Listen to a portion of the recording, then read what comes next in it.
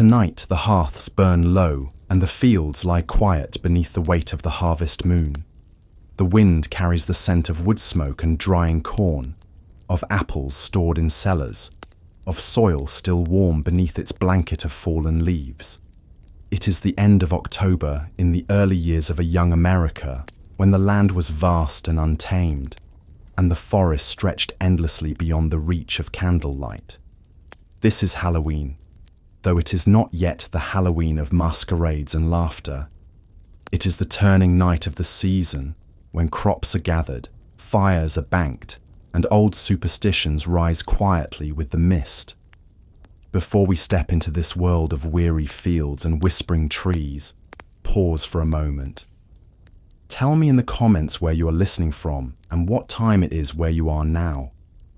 Is it evening where the lamps have been dimmed, or the deep of night where only your screen glows? Are you wrapped in a blanket, the air around you still? Or does the sound of rain tap softly against your window? Take a breath, settle into the quiet, and let the noise of the present fade. Tonight, we return to a time when the land itself seemed to breathe, and the boundary between the living and the unseen was as thin as a wisp of fog.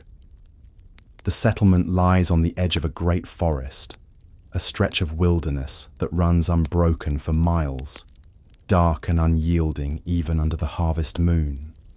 The cabins are small, built of rough timber, their roofs thatched with straw or shingles cut by hand. Smoke drifts slowly from the chimneys, curling upward in thin grey lines that dissolve into the cool night air. In the distance, the faint sound of an axe echoes through the trees, steady and hollow, each strike a reminder that this land, though claimed and settled, still belongs more to the wild than to the men who carve homes from it. The fields beyond the cabins are newly emptied, stalks of corn standing like thin bones in the pale light. Pumpkins, misshapen and rough-skinned, lie in piles near the barns, their orange glow dulled by a film of dust and frost. Within one of these cabins, a fire crackles low in the hearth. Its warmth is welcome, though the air carries a chill that never fully leaves. A woman kneels before the fire, turning a pot suspended over the coals. The scent of boiled squash and molasses fills the room. Her sleeves are rolled high, her hands rough from work, and her hair tied loosely beneath a cloth cap. Behind her, the small window is covered with oiled paper instead of glass, its surface trembling faintly with each gust of wind. The room is lit only by the fire's orange flicker and a single tallow candle resting in an iron holder on the table. Shadows climb the walls, stretching long and uneven across the beams. At the table sits an older man, his face lined, his eyes deep-set and cautious. He whittles a small piece of wood, shaping it without clear purpose. Every few moments he glances toward the window as if listening. The sound outside is subtle, just the rustle of leaves, the faint cry of a night bird, the slow groan of a tree bending against the wind. But to those who live here, it carries meaning. In this part of the world, so close to the wilderness, every sound speaks. The forest does not sleep on nights like this, and neither do the people who live beside it. In the corner, two children sit close together on a wool blanket spread across the floor. Their hair gleams in the firelight, their eyes wide and restless. They are tired, but unwilling to sleep. The boy holds a small wooden whistle, carved in the shape of a bird, the kind used to call for the flock in summer. He raises it to his lips, but his mother's sharp glance stops him. The night is not a time for play. It is a time for quiet, for listening. The girl beside him holds a small apple, polished smooth, her fingers tracing the curve of its skin. The fruit is meant for later, for the bowl of water that waits on the table, where fortunes are told by which apple floats, which sinks, and which turns toward the door. The woman stirs the pot and tastes it, nodding slightly at the flavour. Her husband rises to fetch a log from beside the hearth and adds it to the fire. The wood hisses faintly, catching slow, the smell of pine resin rising into the air. The boy yawns, and the sound feels almost too loud in the room. The mother softens her expression and motions for him to lie down, but the girl keeps watching the window, her gaze fixed on the dark line of the forest beyond. She has heard stories told in whispers, of shapes seen moving among the trees, of lights that drift where no fire burns, of voices that call softly in the wind. She doesn't believe all of them, not really, yet something in the quiet stirs her unease. The wind outside grows stronger, sweeping through the cornstalks with a hollow sigh. The man moves to the door and secures the latch. It is heavy, hand-carved, fitted with a wooden peg that slides into place with a dull thud. Few here leave their doors unbarred at night. There are wolves in the woods, though not as many as there once were. There are bears too, but they keep to themselves. What worries the villagers more are the other things, the unexplained ones. They call them watchers, or sometimes just the night. Shapes seen where no light falls, footsteps heard where none should be. The preacher in the meeting house says it is nonsense, that the devil lives only in the hearts of men. But out here, far from the towns, people keep their own beliefs. Outside, the wind carries the scent of damp leaves and cold soil. The trees shift and sigh, their branches scraping softly against one another. Far off, beyond the clearing, a faint light moves between the trunks. A lantern, perhaps, or a trick of the moon, but it flickers too steadily, too deliberately. The man frowns and turns from the window. The woman notices his unease but says nothing. Instead, she lowers her voice and begins to hum softly, a tune without words. Something passed down from her mother, who brought it from across the sea. The sound fills the small room steady and low, wrapping itself around the crackle of the fire. The children relax slightly, the girl resting her head against her brother's shoulder. The air grows thicker with warmth and scent, a mixture of smoke, food, and the faint sharpness of drying herbs that hang from the rafters. Sprigs of sage and rosemary, thyme and yarrow, collected in the summer, tied with twine, left to dry above the hearth. Some are for cooking, some for healing, and a few for things less easily named. The grandmother, who sleeps in the loft above, insists the herbs protect the house. The mother believes her, though she never says so aloud. The door rattles once, softly, not as though pushed by wind, but as if something outside brushed against it. The father stiffens, his hand moving instinctively toward the iron hook near the hearth where a musket hangs. The sound does not repeat, only the wind moves, rustling the roof thatch, whispering through the cracks between logs. He waits a long moment before easing back into his chair. The fire pops, sending a small spray of sparks upward. The mother continues her quiet humming, steady and calm. The tension fades but does not disappear. Outside, the land lies still beneath the pale, swollen moon. The fields glow faintly, their empty furrows silver in the light. The trees at the forest's edge stand motionless, their branches heavy with shadow.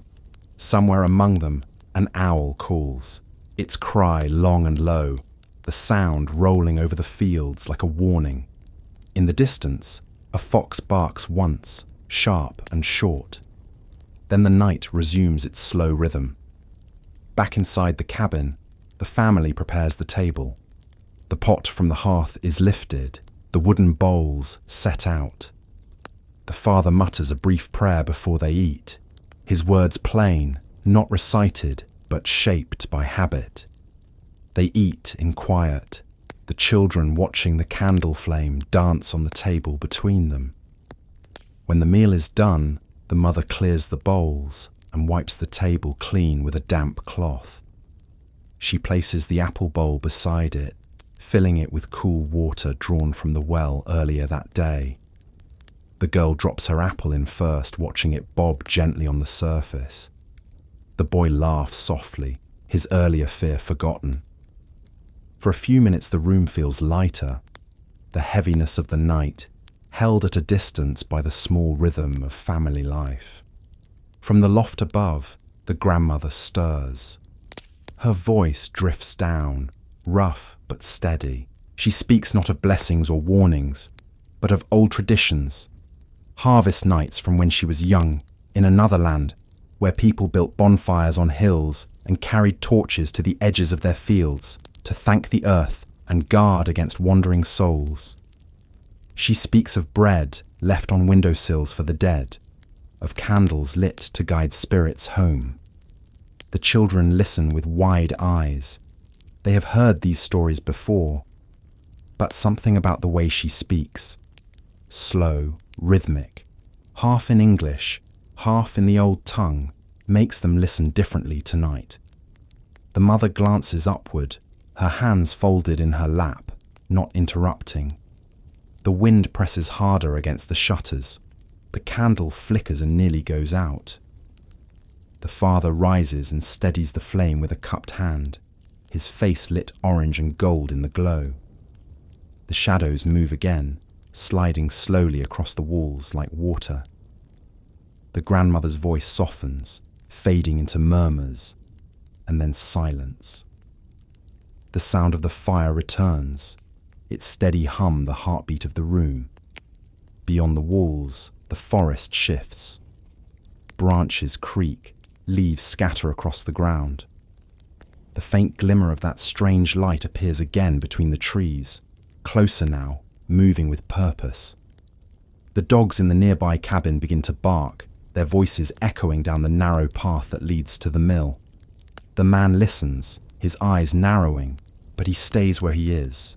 He knows better than to open the door. On nights when the moon hangs low and full over the fields, when the harvest has ended and the land has gone quiet, the old stories return.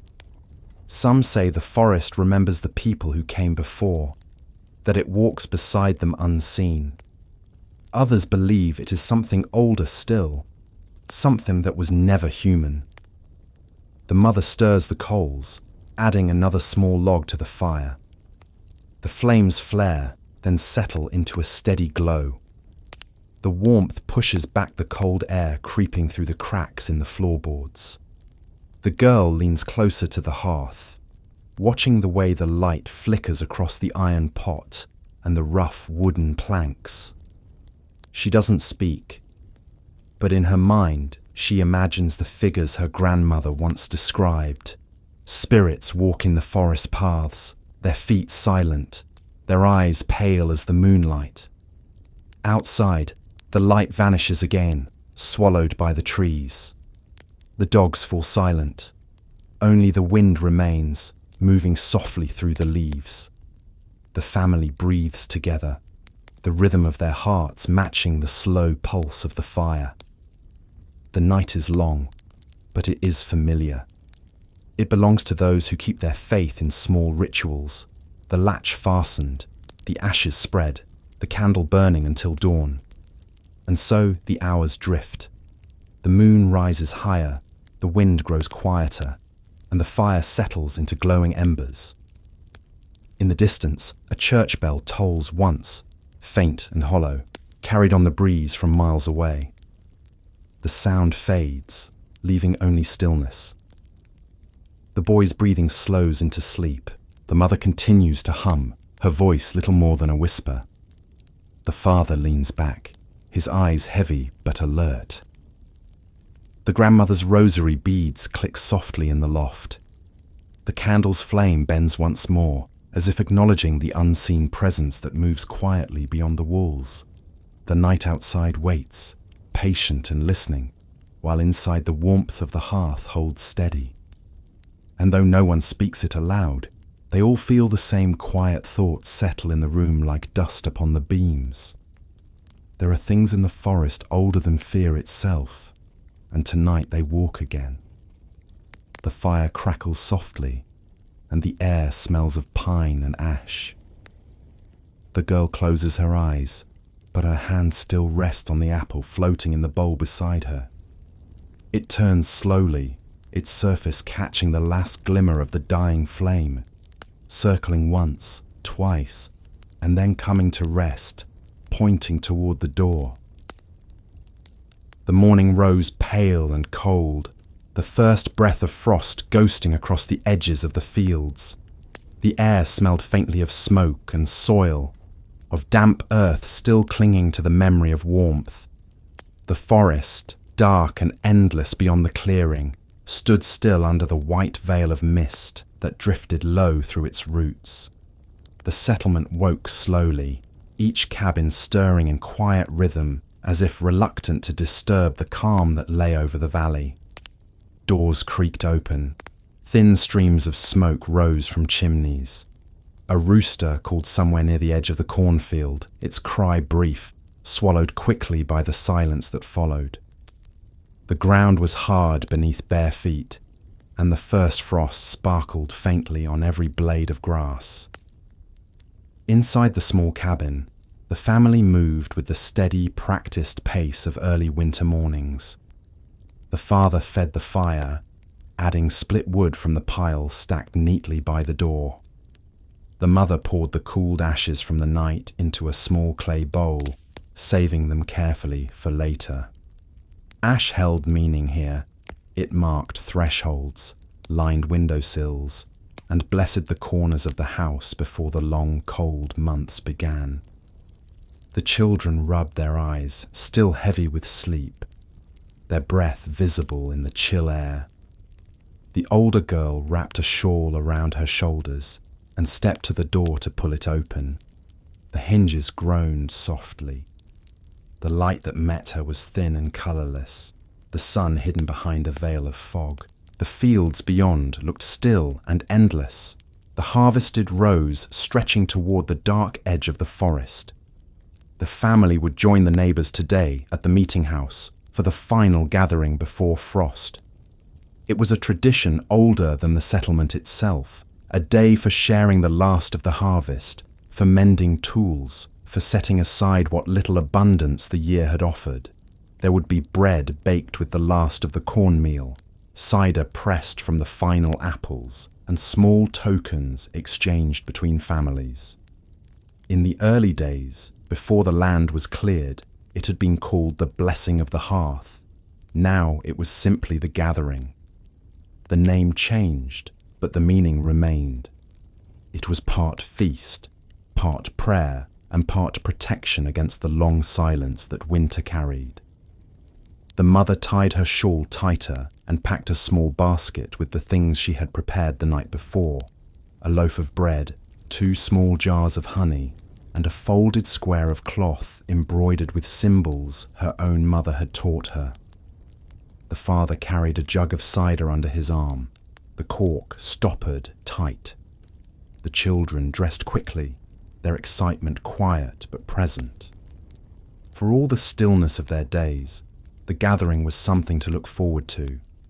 There would be fire, voices, the rare comfort of company. Beyond their cabin, the forest watched silently as the family made their way along the dirt path that led to the meeting house. The path wound between the fields and the first line of trees. Frost clung to the fallen leaves, turning them brittle and pale. The girl reached down to touch one, feeling it crumble softly beneath her fingertips. The air held that strange balance between life and sleep. The world not yet dead, but no longer awake. Birds moved faintly in the branches overhead, their calls brief and uncertain. Somewhere to the west, the river murmured, a low, steady sound muffled by distance. The boy kicked a small stone along the path, watching it roll ahead of his boots. The meeting house stood at the edge of the settlement, where the land met the forest. It was small, built of rough-hewn logs, the roof pitched steep to shed the heavy snow that would come within weeks. Smoke rose from the chimney, and faint laughter carried through the open doorway. The villagers had already gathered, their voices blending with the soft hum of the morning.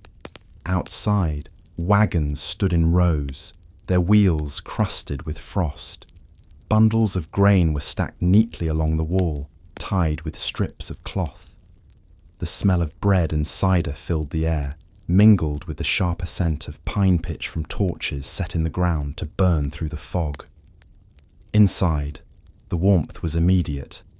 The fire in the stone hearth burned high, its orange light spilling over faces lined by wind and work. The room was crowded but still orderly. Men spoke in low tones near the door, their talk practical. Weather, crops, repairs to fences.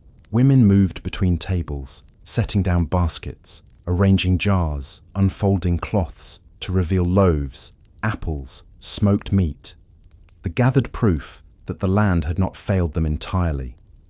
Children lingered near the back, their laughter muted but bright in the thick air. The elder, a man whose hair had long since gone white, stood near the hearth, his hand resting on the wooden cane that had once belonged to his father. He lifted his voice just enough to rise over the murmur of conversation. The words were simple, the same each year, spoken not from faith alone, but from need. He thanked the land, the work of their hands, and the patience of their endurance. He spoke of the harvest's end, the turning of the season, and the thinness of nights when the boundary between the known and the unseen grew frail. His voice was calm, steady, without sermon or pretense. The villagers listened, their eyes fixed not on him, but on the fire. When he finished, a quiet settled through the room, the kind that feels like respect. Then, slowly, people began to eat.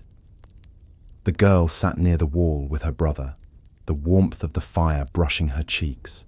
She watched the older women pass around jars of preserves, heard the soft clinking of cups and spoons, smelled the mixture of smoke and cider and warm bread. Yet beneath the comfort there was something else, a faint unease that lingered just below the surface of every voice. It was not spoken, but felt. The forest stood only a few yards away beyond the window, its branches moving gently in the wind. The people of the settlement did not turn their backs to it for long. As the meal went on, stories began to fill the air. Not loud ones, but the kind told in half voices, shared between neighbours while hands worked or eyes wandered toward the dark glass of the windows. Stories of lights seen moving among the trees after dusk, of livestock found restless in their pens, of paths that seemed to change when the fog was thickest. The elder listened without interruption, his expression unreadable. At length he spoke again, his voice slow and quiet. "The land remembers," he said, "and it asks that we remember in return." He gestured toward the fire. "The flame is our mark upon it. Keep it burning through the season. Keep it tended." The mother nodded slightly, her gaze lowering. Many families took embers home from this fire each year, carrying them in covered pots to relight their own hearths. The flame was meant to bind them to one another, a shared promise of warmth through the months ahead. The father stepped forward, waiting as the elder lowered a small iron ladle into the coals and transferred a glowing ember into a clay vessel lined with ash. The glow inside pulsed faintly, alive but fragile. He covered it with a cloth, careful not to smother it. The boy stared at the vessel with wide eyes, his imagination running toward the kind of thoughts that come to children who have been told too many stories. Outside, the fog thickened. The trees at the forest's edge seemed to draw closer, their trunks dark and wet against the pale light. A few men stepped out to check the horses. their boots crunching softly on the frost. The sound carried strangely in the mist, echoing longer than it should have. One of them paused, looking toward the line of trees. There was movement there, faint and slow, like the shifting of a shadow against deeper shadow. He squinted, but the fog folded around it, swallowing what shape he thought he saw. When he turned back, the others were already heading inside, and he followed without speaking. By afternoon, the fog began to lift. The villagers gathered their baskets, exchanged brief words of thanks, and made their way home. The path back was quiet, the sound of footsteps muted by the damp ground. The sun hung low, pale and cold, and the light it cast stretched long across the fields. The girl held her mother's hand, her fingers small and cold inside the worn wool glove. The boy walked ahead, the clay vessel in his hands, the faint glow inside still alive. When they reached the cabin, the father set the vessel carefully beside the hearth.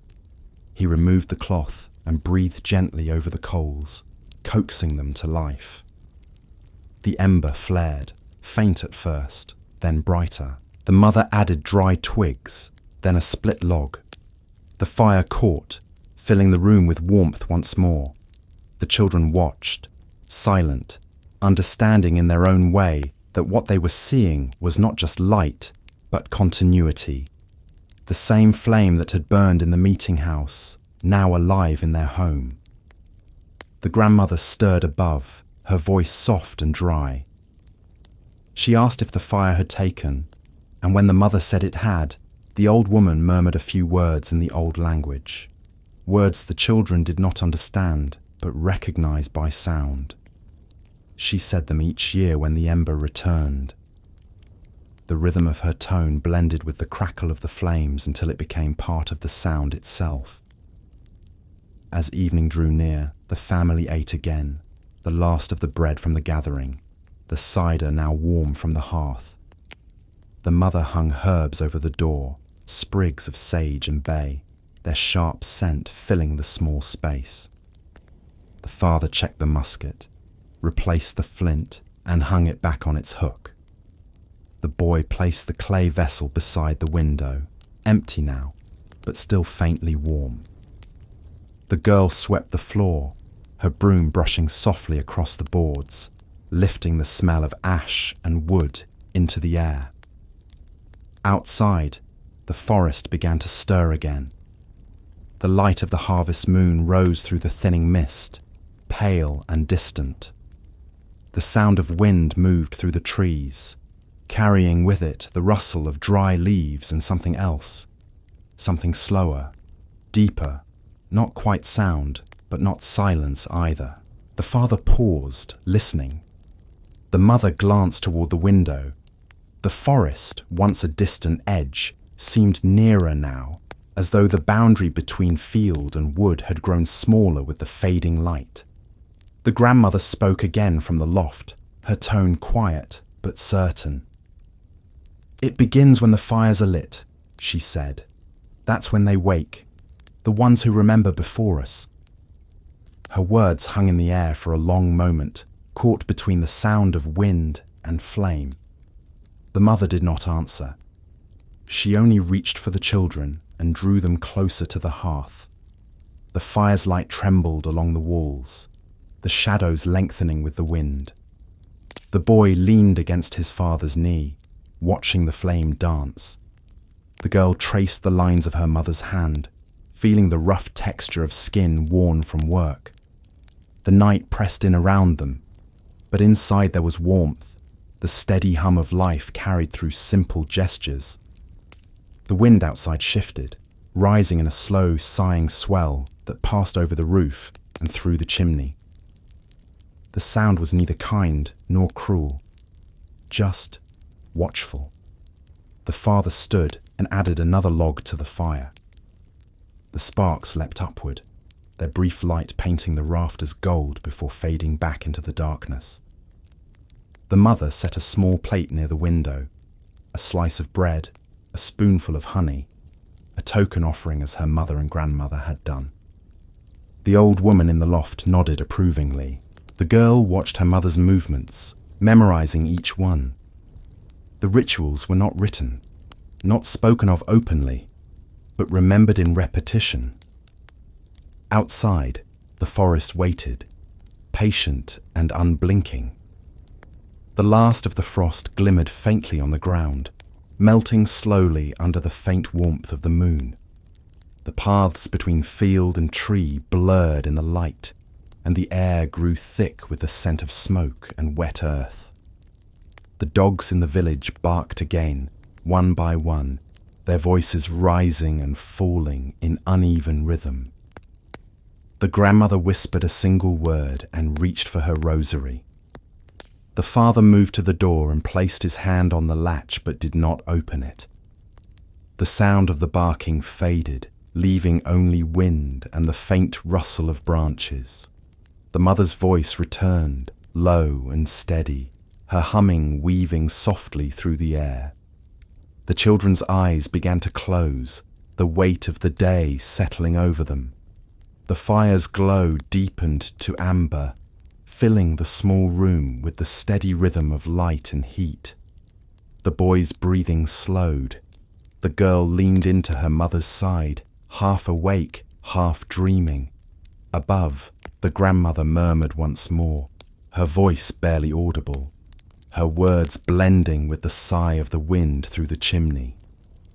The ember that had travelled from the meeting house now burned strong in their hearth, its light pushing gently against the darkness pressing in from the forest. And though no one spoke of it aloud, they all felt the quiet truth that settled with the frost outside, that the harvest was over, that the season had turned, and that something unseen had stirred awake in the spaces between their fires. The night would grow colder, the forest would draw closer, and the warmth of the hearth would become their shield against what waited beyond the fields. The last gathering before frost had ended, and the long watching nights had begun. The days shortened quickly after the frost. The light that once lingered lazily over the fields now slipped away before the evening meal, leaving the land wrapped in dim silver long before the first stars appeared. The forest grew quiet earlier each night, its sounds muffled beneath the stillness that came with the cold. The fields, once alive with the rustle of corn and the creak of wagons, now stood empty. Only the stubble of the harvest remained, brittle and pale beneath the faint light of the moon. The air smelled faintly of smoke and earth, the sense of work finished, of soil resting. Each morning the family woke before the first hint of dawn. The father rose to stoke the fire, his hands blackened from ash and soot.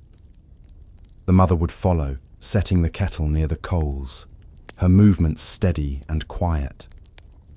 The children stirred beneath their wool blankets, reluctant to leave the small pockets of warmth that sleep provided.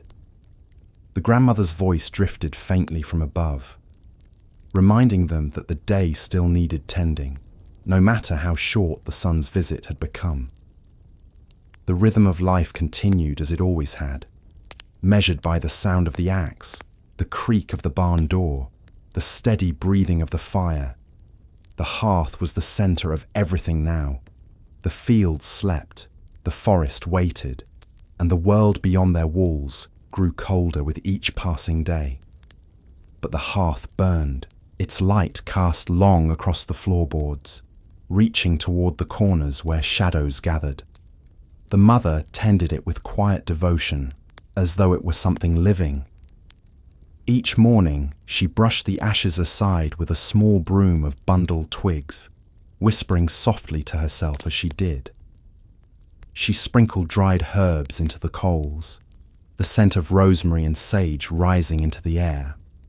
The smoke curled upward, pale and slow, carrying with it words too faint to hear. The girl watched her mother closely, memorizing the motions, the unspoken rhythm of her work. She'd begun to understand that there was more to these gestures than habit. When the fire hissed and flared, her mother would tilt her head slightly, listening as if the flame had something to say. When the logs cracked, she would pause, reading meaning in the sound. The father pretended not to notice, though his eyes sometimes followed her movements with a quiet respect that was not born of belief, but of trust. The grandmother called it the listening, the old way of knowing when the land and the fire spoke to one another. The children spent much of their daylight near the window, watching the pale fields stretch toward the forest. The boy carved small figures from scraps of wood, animals mostly, though sometimes shapes that could have been people if looked at from the right angle. He placed them in rows on the windowsill, their faces turned outward toward the trees. The girl helped with the chores, her hands red and cold from washing cloth in the basin near the door. Each time she went outside to fetch water, she looked toward the forest's edge.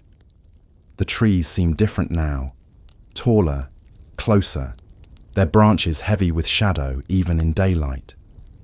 The wind that passed through them no longer sounded like mere air. It carried something deeper, something that felt like memory. At night, after the meal, they sat together near the fire.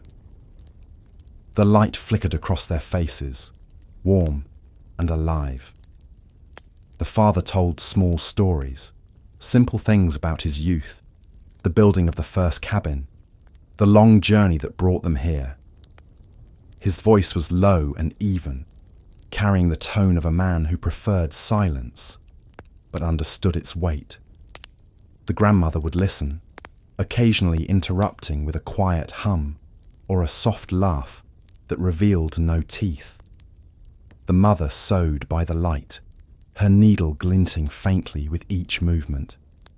The children listened, half awake, the fire's rhythm lulling them into stillness. Outside, the fields lay hushed, the frost thickening each night until it gleamed like glass under the moon. The forest loomed at the edge, vast and unknowable. Sometimes, when the wind shifted, it brought with it faint sounds, echoes that might have been the creak of trees or the distant call of an animal. Other times, it was less certain, a whisper that seemed too soft, too deliberate. The father would pause mid-sentence when it came, the mother's needle stopping in the air. For a few moments, the fire became the only sound. Then life resumed, the noise dismissed, though never forgotten. There were nights when music drifted through the valley, faint and uneven, carried on the cold air from one cabin to another. A fiddle, a voice, sometimes just the steady rhythm of feet on wooden floors. The people sang old songs on nights like that, not for joy, but for endurance. The songs were slow, heavy with memory, their words shaped by the languages that had crossed the ocean with them. Each house became a small island of light in the dark sea of fields and forest, their flames linked by the shared hum of sound. The girl loved those nights most. She would lean near the door, listening, her breath fogging the cold air that slipped through the cracks. The melodies seemed to come from everywhere at once, from the fields, the trees, even the ground beneath their feet.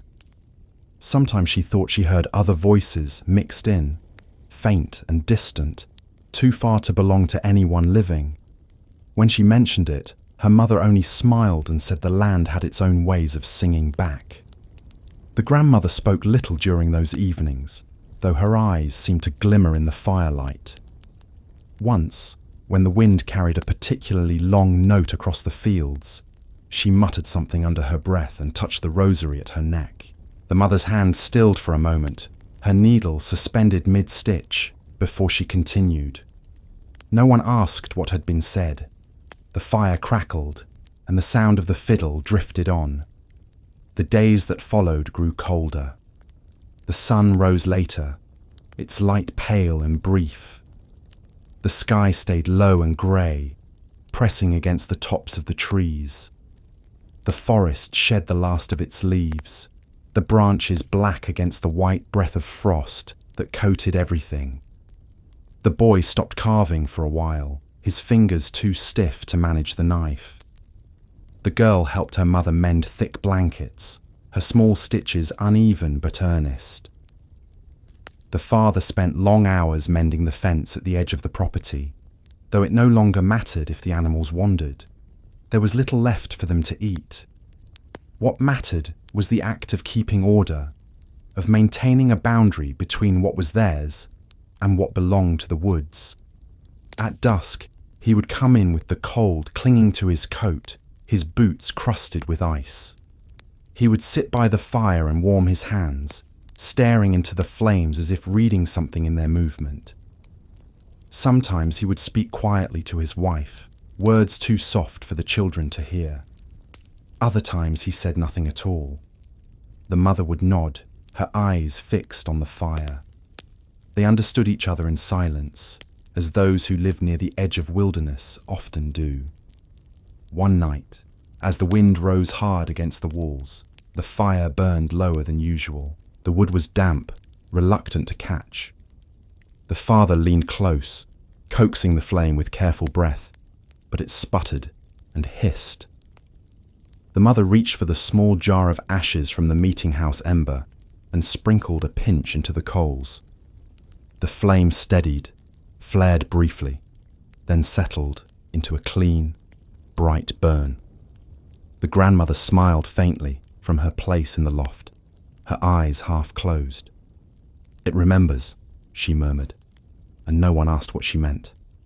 The children went to sleep early that night, curled together beneath thick quilts. The mother sat by the hearth long after, mending a torn sleeve. The father cleaned the musket and set it aside. They spoke little. Outside, the forest groaned beneath the weight of the wind, its sound filling the night like breath through hollow wood. The mother's needle moved steadily through the fabric, the sound of the thread pulling through cloth, blending with the hiss of the fire. Every now and then she glanced toward the window. The frost thickened as the night deepened. The moon hung low and dull, its light diffused through the haze. The girl stirred in her sleep, murmuring something unintelligible, her fingers twitching as though reaching for something unseen. The grandmother whispered a prayer, her voice so soft it seemed part of the wind itself. The fire burned steady, its light unwavering. At dawn, the frost lay heavy on everything. The fields glittered like crystal under the pale light, and the forest stood silent and black. The father stepped outside, his breath clouding the air. The world seemed motionless. No birds called, no branches stirred. He felt a stillness that was more than silence, a kind of waiting. When he turned back toward the house, he noticed something faint in the frost at the edge of the field. Not footprints, not exactly, but impressions. Shapes too long and narrow to be made by boots, stretching from the woods toward the fence line. He stared at them for a long time, the cold burning in his chest. Then he bent, brushed the frost aside with his glove, and found only soil beneath. When he returned inside, the warmth of the fire met him like breath. The mother glanced up but said nothing. She saw something in his face that told her not to ask. He sat by the hearth, his hands held close to the flames. The sound of the kettle filled the silence between them. The grandmother began to hum from the loft, the same old tune she had sung the night of the frost's arrival. The melody wove through the crackle of the fire, through the faint whistle of wind under the door, through the quiet that hung between husband and wife. The children awoke slowly, drawn by the smell of bread warming over the coals. The boy reached for his carved figures on the windowsill. lining them carefully in their places again. The girl helped her mother pour the tea, her small hands steady. The world outside was still, but inside the hearth burned, the flame alive and watchful. The songs of the fields, the hum of the forest, the rhythm of the fire, all were the same voice now, low and continuous, speaking through the walls of the cabin in a language older than any of them. The father did not mention the marks in the frost. The mother did not ask. The grandmother's tune rose softly above the sound of the boiling water, slow and even, until it filled the room like smoke, until it was impossible to tell where the fire ended and the song began. And outside, beyond the field, the forest waited for the next night to fall. The air changed once the frost had settled for good. It no longer carried the sharp bite of early cold, but the deeper stillness that comes when the season has found its footing. The fields grew harder underfoot, the soil dry and pale beneath a skin of ice. Smoke from the chimneys no longer drifted straight upward, but spread wide, as though pressed flat by the weight of the air itself. The forest beyond the field had turned almost black now, its branches stripped bare, its depth unreadable even in daylight. The family had begun to notice the small things first, the way the birds had grown fewer, the way the wind moved differently through the empty stalks, the faint smell of damp moss that lingered longer than it should have near the barn. Nothing to name as strange, but enough to be felt. It was the grandmother who spoke first, as she often did when others hesitated. She said the season had turned not only in weather, but in spirit, that the air now belonged to the between. It was the time, she said, when the year itself held its breath before winter came fully awake. The mother listened without disagreement, stirring the stew slowly, her eyes following the shadow of smoke curling up the chimney. The grandmother kept a small wooden box by her bed, its surface worn smooth from years of touch. Inside it were bits of things that seemed of little use. Bundles of dried herbs tied with thread, a strip of bark with markings carved into it, a folded scrap of linen holding salt, and a small iron nail blackened by age. She called them her signs. When the wind howled too fiercely or the fire burned with an unsteady light, she would take one from the box and place it by the door or window. Sometimes she whispered over it, her voice little more than breath. The mother never stopped her. The father pretended not to see. The children watched closely, their eyes following every motion, as if trying to learn something that was not being taught aloud. The grandmother taught the girl how to twist the herbs together, how to bind them with thread in patterns that meant protection. Each herb had a purpose: sage to guard the home, bay to keep dreams kind, yarrow to hold sickness away. The girl gathered them carefully from the bundles hanging near the hearth, her fingers brushing against their dry, brittle stems. The smell filled the air, sharp, comforting, alive. The boy helped too, though he grew restless quickly. He preferred to carve or fetch wood, to move rather than sit. The grandmother said that was fine. The charms didn't mind who made them, as long as they were made with intent. Outside, the settlement moved quietly through the season. People spoke less as the nights grew longer. They worked in silence, mending fences, feeding animals, cutting what wood remained. When they did talk, their words carried the weight of watching eyes. They had all begun to feel it, the sense that the forest was awake in a different way now, listening. Some said they saw shapes at the edge of the trees when the fog rolled low in the evenings. Others swore they heard music faint and thin, like a string being drawn too tightly in the distance. No one wanted to believe it, but belief didn't matter much out here. The land had its own ways of being known.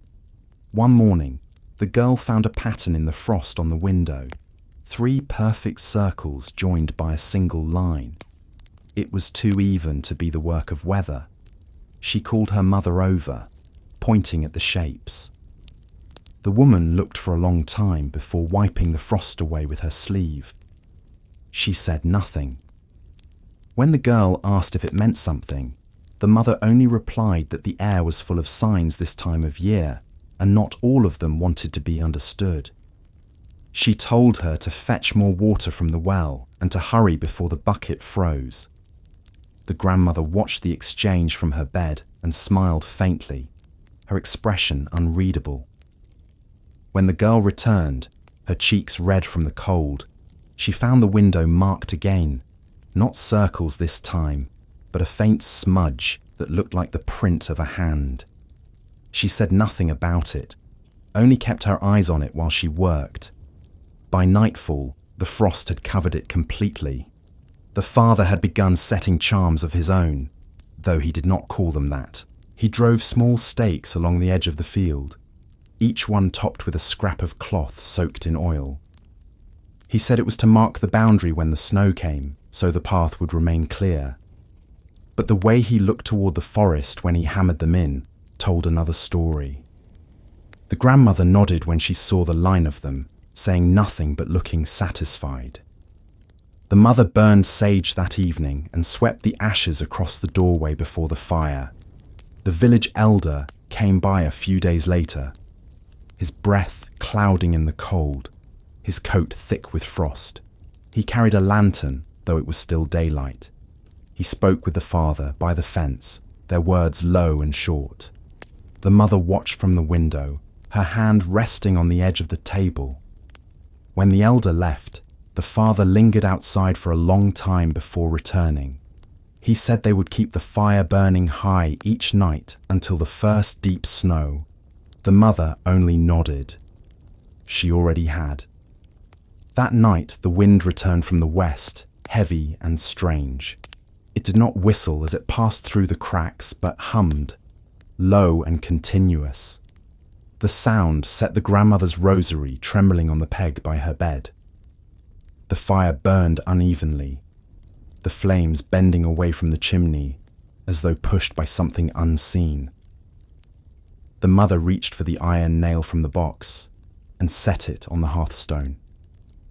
She pressed her palm against it until it grew warm, then left it there. The grandmother whispered, her voice a thin thread of sound, and the fire steadied. The children sat close to the hearth, their faces lit in gold. The boy asked why the wind sounded different, but no one answered. The grandmother began to hum again, the same old tune from the first frost, steady and even. The mother's hand moved rhythmically over her sewing. The father sat with his musket resting against his knee, his eyes on the window, though nothing could be seen beyond it but the reflection of the fire. The smell of sage and smoke filled the room, thick and strong. The girl felt her eyelids grow heavy. The boy leaned against her shoulder, his head tilting until it rested against her arm. The grandmother's song wove through the air until it became something softer, like the sound of breath itself. The wind pressed once more against the walls, and then was gone. By morning, the air was still. The frost was heavier than before, covering the fence posts in a skin of white that shimmered when the first light touched it. The father went outside to fetch wood and found one of the stakes missing. Only the small hollow where it had been remained, filled with frozen leaves. He looked toward the forest, but the trees stood motionless, silent. When he returned inside, the mother asked nothing. She only poured him a cup of cider and placed a hand on his shoulder. The grandmother rose from her bed that day, slow and careful, her joints stiff with the cold. She moved to the table and opened her box again, removing a small bundle tied with red thread. Inside were pieces of bone, small, smooth, rounded like river stones. She said they were from the first animal sacrificed when they came to this land, kept to bind the old world to the new. She placed one by the window, one by the door, one in the ashes near the hearth. The mother did not question it. She had learned long ago that some things were done because they had always been done. The boy watched from the corner, curious. When the grandmother turned away, he picked up the bone near the window, rolling it between his fingers. It felt colder than anything else in the room. When he set it back down, he swore he felt it pulse once, faintly, like something breathing. He said nothing, but later that night he dreamed of white trees growing out of black soil, their roots moving like snakes. The signs continued. The milk soured faster than it should have, even in the cold. The fire burned green for a moment one evening before returning to normal. A crow struck the window one morning and flew away unharmed, leaving behind a single feather that clung to the frost. The grandmother said it was not a bad omen, only a warning to listen. The mother tucked the feather into the rafters above the hearth. As the days passed, the villagers began to share small tales of their own. One said her bread refused to rise, though the yeast was fresh. Another claimed she saw light in the woods, not lanterns, but orbs that drifted through the branches. A man who trapped game by the river said his snares were empty 3 days in a row, yet the bait untouched. The elder reminded them to keep their fires high, their latches fastened, their charms renewed. He spoke without fear, but without comfort either. The family's cabin grew warmer with each new sign. The fire burned nearly all day now, the smell of wood thick and constant. The walls creaked under the strain of the cold outside, but within there was life, sound, and light. The mother hung new herbs each week, their colours fading to grey, but their scent still sharp. The father checked the stakes by the field, replacing any that had fallen. The grandmother kept her box close, her hands trembling when she opened it, though her eyes stayed clear. The girl had begun to sense patterns in the quiet, small, almost invisible threads, connecting one day to the next. The way the frost formed along the windows, the way the fire burned strongest just before the wind changed, the way the dogs in the distance barked always at the same hour of night. It all felt connected, like a rhythm she could almost hear if she stayed still long enough. The boy said the forest was breathing again. She didn't disagree. When the first snow fell, it came quietly. No wind, no warning. Just a slow drifting of flakes through the still air. Soft and steady until the world outside was white. The sound of it was almost nothing. Just the faint hiss of snow settling on the roof. The family stood by the window, watching. The grandmother crossed herself. The mother held the children close. The father nodded once, and the fire in the hearth flared higher, as if recognizing its own reflection in the white outside. The signs had stopped, at least for the moment. The charms hung still. The air was calm, and the world seemed clean again. But the grandmother, watching the snow fall, whispered that the forest sleeps only when it chooses, and that silence can be a sign just as surely as sound. The mother said nothing. The father added another log to the fire. The snow fell, unbroken, hour after hour, until the world disappeared beyond the glass, leaving only the sound of the fire and the slow breathing of the house. And beneath it all, the forest waited, unseen, holding its breath beneath the weight of the snow. The snow stayed for 3 days before the wind returned. It came from the north this time, sharp and dry, cutting through the stillness like a blade. The drifts hardened along the fences, and the path to the well disappeared beneath the white. The father used a shovel carved from oak to clear a narrow walkway from the door to the woodpile, his breath thick in the air. The mother followed behind with a broom, sweeping what he left behind, her skirts brushing against the frozen ground. The sound of their work was the only thing that broke the quiet, each scrape and sweep echoing faintly against the trees. By the fourth morning, the forest began to change. The snow that had weighed down its branches melted in thin patches, revealing the dark veins of bark beneath. Icicles hung long from the lowest limbs, catching the faint light and breaking it into slivers.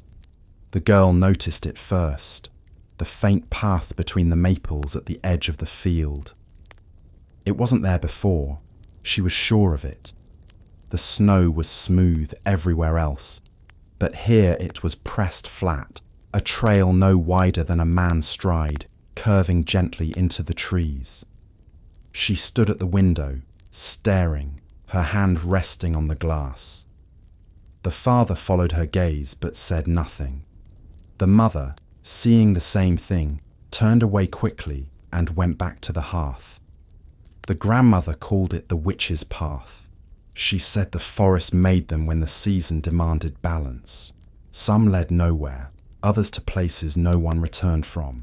The words were simple, spoken without fear, but with certainty. The girl asked if witches truly walked there, and the grandmother said they were not like the ones in stories. She said witch was a name people used when they didn't understand what the land was asking for. The mother told her to hush, though her voice carried more caution than annoyance. The father went out before dusk to look at the path more closely. He moved carefully, each step slow, his boots sinking into the crust of snow. The air was brittle and clean, the kind that makes every sound sharper. He stopped at the first tree, where the path began. The marks were clear. Something had moved there. Not feet exactly, but lines that cut through the snow as if dragged. They wove and turned, never crossing, leading deeper into the woods. He bent low, brushing away the top layer with his glove, and found pine needles pressed into the ice below. When he looked up, the path was darker than before, the forest swallowing its end. When he returned, the wind had begun to rise again. The snow shifted across the field, covering some of the marks he had left behind. The mother met him at the door, her face pale from the cold. She didn't ask what he'd seen. He didn't tell her. The fire burned high that night, and no one opened the door again until morning. The next day, the tracks were gone, buried beneath a new layer of snow. The field looked untouched once more, smooth and white. Only the trees held memory of what had been there. The girl watched them from the window as the sun set behind the ridge, the maple trunks glowing faintly red in the fading light. She thought she saw movement once, something shifting between them, too slow to be animal, too heavy to be wind. When she blinked, the shape was gone. The grandmother began to speak more often in her old tongue after that. Her voice drifted through the cabin like the smoke from the hearth, soft, unhurried, filling the spaces between words. The mother did not stop her. Sometimes she even joined in, her voice quieter, less certain. The children listened without understanding, but the sound itself was enough to make them still. The father grew more watchful. Each time he went to fetch wood, he kept his musket slung over his shoulder. Each time he returned, he checked the latch twice before sitting near the fire. A week passed. The snow held. Then one morning, just before dawn, the girl woke to a sound outside, a slow, deliberate rhythm, like something brushing against the side of the house. She sat up, her breath caught in her throat. The fire had burned low, only embers glowing faintly in the dark. The rest of the family slept. She held still, listening. The sound came again, softer now, near the window. Not scratching, not tapping, something sliding, like fabric against wood. She turned her head slowly, her eyes on the frost-covered glass. Nothing moved beyond it, only the faint reflection of her own face. The noise stopped, then returned from the other side, near the door this time. She waited until she could bear it no longer, then whispered her mother's name. The woman stirred, her eyes opening at once. She listened without moving, her face tightening as the sound came again. Then she rose, slow and quiet, and crossed to the hearth. She added a handful of kindling to the coals, coaxing them back to life. The room filled with a soft orange glow. The light touched the walls, the window, the door, and then, just beyond the thin glass, it caught something pale. A shape, faint, moving past. Not animal, not shadow. The mother froze, her hands still over the fire. The shape passed again, slower this time, tracing the line of the wall as if feeling its way. The father woke to the sound of the logs snapping and was on his feet in an instant. He reached for the musket but didn't load it. He only stood, listening. The sound faded. The wind returned, rustling the thatch, shaking the shutters. The girl felt her mother's hand on her shoulder, firm but calm. "Stay by the fire," she said. The father moved to the door, but the grandmother's voice stopped him. "If it means harm, the latch won't matter," she said. "And if it doesn't, it'll pass by." Her tone carried no fear, only the heavy weight of someone who had seen this before. The father hesitated, then lowered the musket and returned to his chair. The sound outside faded completely, leaving only the wind and the fire. By morning, the light was grey and dim. The mother opened the door slowly, her breath visible in the cold. The snow outside was unbroken except for a single trail running parallel to the wall. A shallow impression, as if something long and smooth had been dragged there. It curved gently toward the forest and disappeared between the maples. She called the father over. He looked, then closed the door without a word. The girl watched from behind them, her heart thudding softly against her ribs. The day passed quietly. The mother swept the floor again and again, though it was already clean. The father repaired the latch on the window, though it wasn't broken. The grandmother stayed near the fire, her hands folded, her eyes fixed on the flames. The boy played with his wooden carvings, lining them up on the hearth in a perfect row. The girl sat beside him, her gaze drifting often to the window. That evening, as the light faded, the grandmother took out her box once more. This time, she removed something the girl had never seen before. A small bundle, wrapped in cloth, sealed with wax. She held it for a long time before unwrapping it. Inside was a length of cord woven from hair and thread, its colour faded but still distinct.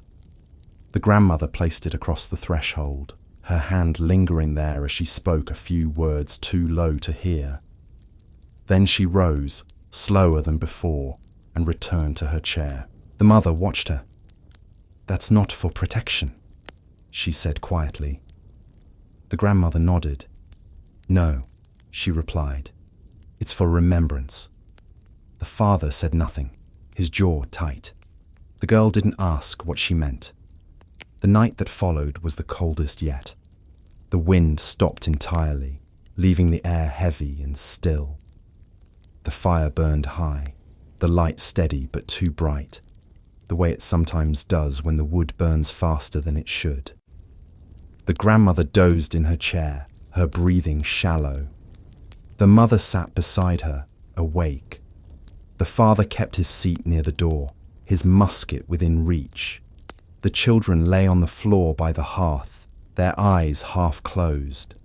Somewhere far off, a sound rose. A creak, like wood shifting under weight. It came from the direction of the forest, faint but clear in the silence. Another followed, then another, in slow rhythm, as if something were walking across the snow, moving between the trees. The sound stopped at the edge of the field.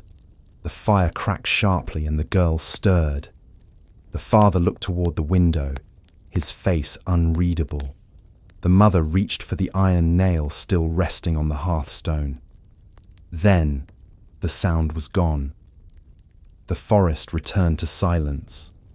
The father waited a long time before setting the musket aside. The mother whispered something under her breath and brushed ash across the threshold where the cord lay. The grandmother opened her eyes just enough to murmur, "It has passed." When dawn came, the path through the maple trees was gone again, buried under a thin layer of snow. The air was clear and sharp. The forest stood motionless in the pale light, each branch outlined in frost. The father walked to the edge of the field once more, his boots crunching on the hard ground. He stopped where the path had been and saw nothing but snow. Still, he stood there a long time, staring into the trees. The wind moved softly through the branches, and for a moment he thought he heard the faint sound of footsteps retreating deeper into the woods, slow and even, leaving no mark behind. He returned to the cabin, the cold still clinging to him like a shadow. The mother met his eyes, and in that glance there was no surprise, no disbelief, only the quiet understanding that what walked beneath the maple trees had walked there long before any of them came, and would walk there long after they were gone. Inside, the fire burned steady. The children slept, the grandmother's box lay closed, and the mother's hands rested still in her lap. The forest waited beyond the frost, its secrets buried for now, but not gone. And when night came again, the wind returned, moving through the trees like breath. The forest grew darker as the days passed, though no one could say why. The snow had settled thick between the trees, reflecting the faintest trace of light, yet the woods themselves seemed dimmer, as if the branches had swallowed what little brightness remained. The air had grown heavy, muffling sound, dulling the echo of every footstep. When the father split logs outside, the sound of the axe seemed swallowed before it reached the next cabin. The silence pressed close, thick and low. The path through the maples did not return, but something in the woods had changed since it vanished. The animals came less often now. The traps near the river lay untouched. Even the crows that used to perch on the barn roof had gone elsewhere. The grandmother said it was the forest drawing breath again, the deep kind of breath it takes before the real cold begins. The mother nodded and kept the fire burning higher, her movements brisk and purposeful. The father said little, but each time he went out to the woodpile, his eyes drifted toward the tree line, watching. One evening, when the light had nearly gone and the snow reflected the last dull trace of the sun, the girl stepped outside to fetch water. She pulled her shawl tight around her shoulders, the air biting through the wool. The path to the well was narrow now, bordered by drifts as tall as her knees. Each step crunched softly beneath her boots. The world around her was colourless, every line blurred by frost. She drew the bucket up slowly, listening to the rope creak, the sound echoing faintly in the stillness. When she turned to head back, she stopped. There was a sound beyond the fence. Not a voice exactly, but something close, low, rhythmic, like words spoken too far away to understand. She froze, the bucket hanging heavy in her hands. The sound came again, softer this time, almost gentle. It came from the direction of the woods. The trees stood unmoving, their black trunks forming a wall at the edge of the field. No wind stirred. The sound faded, then returned. A whisper, steady and calm, as if speaking through the snow itself. She took a step backward, then another, her breath fogging the air in quick bursts. The whisper followed the movement, not louder, just closer, keeping pace. She dropped the bucket and ran. The sound of her feet broke the silence, sharp against the crusted snow. When she reached the door, she flung it open, the warmth of the fire washing over her. The mother looked up at once, her face tightening. "What was it?" she asked, though her voice was quiet, as if she already knew the answer. The girl couldn't speak for a moment. She pointed toward the window, her eyes wide. The father was already on his feet, reaching for his coat. When he stepped outside, the air was still. The bucket lay tipped on its side, the water frozen where it spilled. He stood for a long time, his breath clouding in the air. There was no sound now, no whisper, only the faint crack of ice shifting on the well. He looked toward the forest and felt the weight of it pressing against the edge of the field. The trees stood motionless, yet something about their shape felt wrong, as though they leaned inward just slightly, their branches drawn toward him. He stayed until the cold began to sting his hands, then turned and went back inside. The mother bolted the door and stoked the fire. The girl sat near the hearth, her shawl still clutched tight. The grandmother's eyes followed her quietly from the chair. "It speaks," the old woman said. "The woods do that sometimes, when the ground hardens and the roots begin to starve. They whisper to remind us they're still alive." Her voice carried no fear, only memory. The father said nothing. He sat by the door, staring at the flames. The whispers returned 2 nights later. This time, everyone heard them. It began after the fire burned low, when the last log had settled into embers, and the room was quiet, except for the faint sound of breathing. A soft hum drifted through the air, thin as smoke, rising and falling in slow rhythm. It was not inside, but not entirely outside either. The walls seemed to carry it. The grandmother opened her eyes. The mother looked toward the window, though no light shone beyond it. The girl held her brother's hand tightly, feeling his small fingers tremble. The sound grew clearer, though the words remained lost. It wasn't quite singing, but there was something shaped like music in it. Something old, something too measured to be wind. The father rose slowly and crossed to the window. The glass was covered in frost, but shapes moved faintly beyond it, shadows slipping between the trees. The sound swelled, then fell away again, like waves moving through water. The grandmother whispered under her breath, her words quick and steady.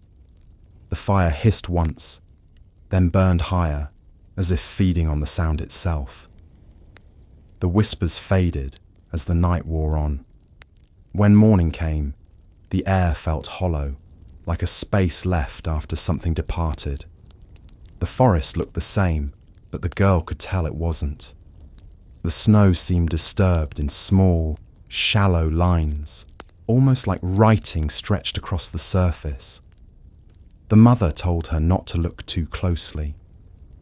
"It's better when you don't read what isn't meant for you," she said. The girl tried to obey, though the patterns lingered in her thoughts all day. Later, when the father went to chop wood near the fence, he found something frozen into the ground. A small length of cord, black with age, tied in a knot he didn't recognize. It was half buried in the ice, stretched tight between 2 roots.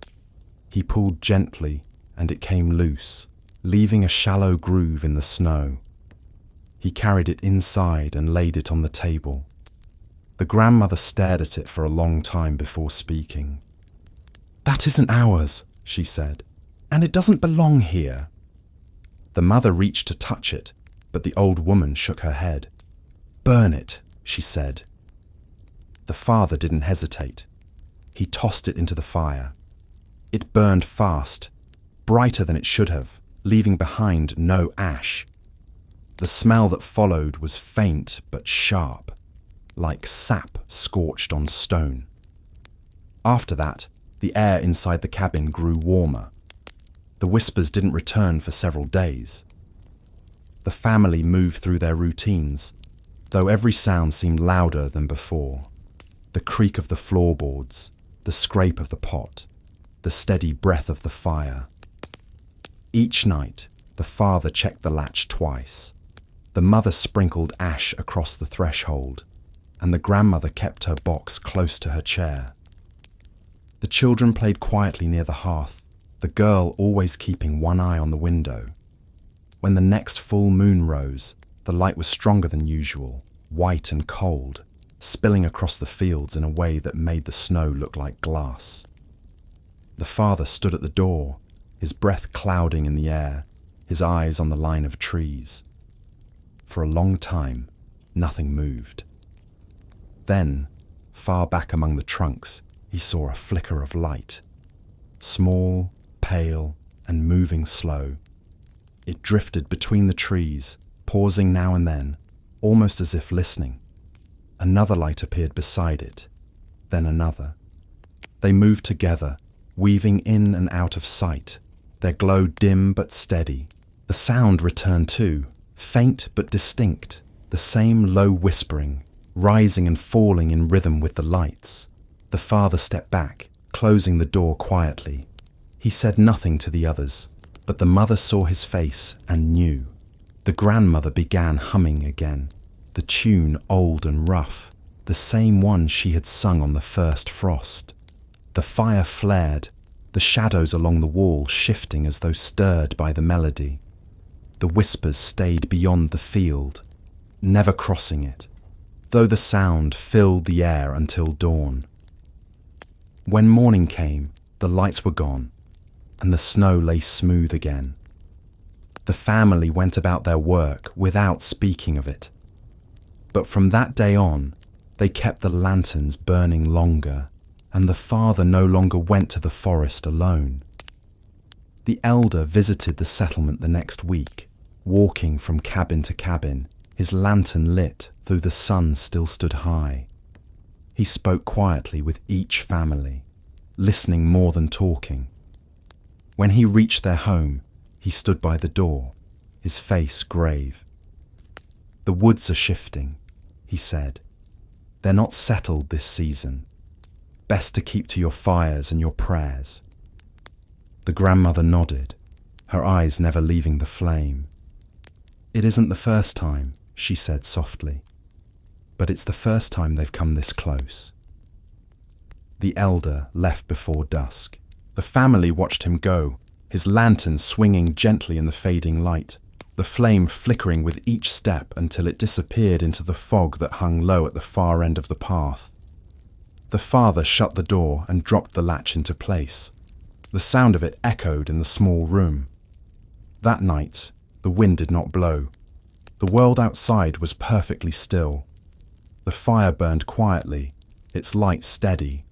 Yet beneath the calm, something felt restless, like breath held too long. The girl woke near midnight, the glow of the embers painting faint red light across the beams. She lay still, listening. The house creaked softly, the kind of sound wood makes when it shifts in the cold. Then faintly, she heard it again, the whisper. Not outside this time, but closer. It seemed to come from the hearth, from the space between the crackling of the coals. The sound was so soft she could barely tell if it was real. She turned toward her brother, but he was sleeping deeply. The whisper rose again, clearer now, forming something almost like a word. She couldn't understand it, but she knew what it meant. The next morning, she told her mother that the fire had spoken. The woman didn't smile. She only said, "Sometimes it does." The grandmother nodded, her eyes distant. The father added more wood to the fire, his movements deliberate, slow. By evening, the air outside had grown heavier again. The snow no longer fell, but the sky hung low and grey, pressing down on the land. The forest waited, silent, its breath deep beneath the frozen ground. Inside, the fire burned high, the warmth filling every corner of the small cabin. The girl sat close to it, her eyes on the flame, watching as it moved. It flickered once, twice, then steadied, its shape bending toward her as though leaning in to listen. She stayed still, not afraid. The whisper rose again, faint as the sound of distant wind through bare trees, steady and calm, like a voice remembering its way back home. And outside, in the deep woods, something answered. The snow began to soften as the air shifted again. The deep cold that had settled over the fields started to break, though the warmth that followed was not the comfort anyone expected. It came thick and damp, heavy with fog that clung to the ground and blurred the edge between land and sky. The forest looked swollen in it, its branches stretching farther than before, its roots seeming to crawl closer toward the fields. The frost melted from the fences, leaving the wood dark and slick. The smell of rot returned, faint but unmistakable, the scent of soil waking too soon. The father said it was wrong for the thaw to come before February. The grandmother said it wasn't a thaw at all, only the ground breathing out what winter had sealed in. Either way, the air was strange, too still, too close. The sound of the axe no longer carried far, and voices seemed to fall flat when spoken outdoors. The villagers kept their distance from the forest, but it made little difference now. The fog reached into the fields and lingered even after sunrise. It was on one of those mornings that the elder came again, this time without his lantern. He carried only a bundle wrapped in cloth and walked slowly, his boots sinking into the softened snow. When he reached the cabin, he didn't knock. The father opened the door before he could. The old man stepped inside, the smell of wet earth following him. His face was pale from the cold, his eyes sharp and alert. He placed the bundle on the table and unwrapped it carefully. Inside were small loaves of dark bread, each one marked with a faint cross of ash. "The feast is to be held tonight," he said simply, "at Hollow Hill." The grandmother's hands stilled where they rested on her lap. The mother lowered the pot she had been stirring. The air in the room seemed to tighten. The girl looked between them, unsure what the words meant. The elder noticed and gave her a faint smile that didn't reach his eyes. "It's an old gathering," he said, "older than the church, older than the towns. It's done when the land grows restless. We give back what we've taken, so the balance holds." The father nodded once. The grandmother whispered something in her old language and closed her eyes. The mother said nothing, but her hands moved to the bundle, touching the bread as if to confirm it was real. The elder gave no instruction beyond that. He simply said that each family was to bring their own share and that the fire must not be allowed to go out. Then he left as quietly as he'd come, the fog swallowing him within a dozen steps. The rest of the day passed in a slow, deliberate rhythm. The mother prepared food, not much, but enough for offering. A piece of bread baked that morning, a jar of honey, a strip of smoked meat wrapped in cloth. The father cut small branches from the oak behind the barn, their bark still rough and cold. The grandmother mixed a paste from ashes and cider, tracing it along the doorframe while she murmured beneath her breath. The children watched, but were not told to help. It wasn't their place yet to know the meaning of the work. By dusk, the fog had thickened. The forest beyond the field was invisible, hidden behind a wall of grey. The villagers began to move along the paths, their shapes faint in the mist. Each carried something small: bread, salt, grain, a lantern. a bundle of twigs. The air was silent except for the crunch of snow beneath their feet. The family followed behind the others, the father leading, the mother holding the girl's hand, the boy close at her side. The grandmother stayed home, her strength too thin for the walk, though she said her prayers would go ahead of them. The path wound toward the hollow, a small rise in the land 1/2 mile beyond the last cabin. It wasn't a true hill, just a mound shaped like a long, sleeping form beneath the snow. The villagers called it Hollow Hill because the ground there sounded different when struck, hollow, as though something beneath lay waiting. They said it had been used long before their time, back when the first settlers came, and perhaps before that too. The elder stood at the base of it, his hands clasped around a staff, his face half lit by the faint glow of the lanterns around him. No one spoke.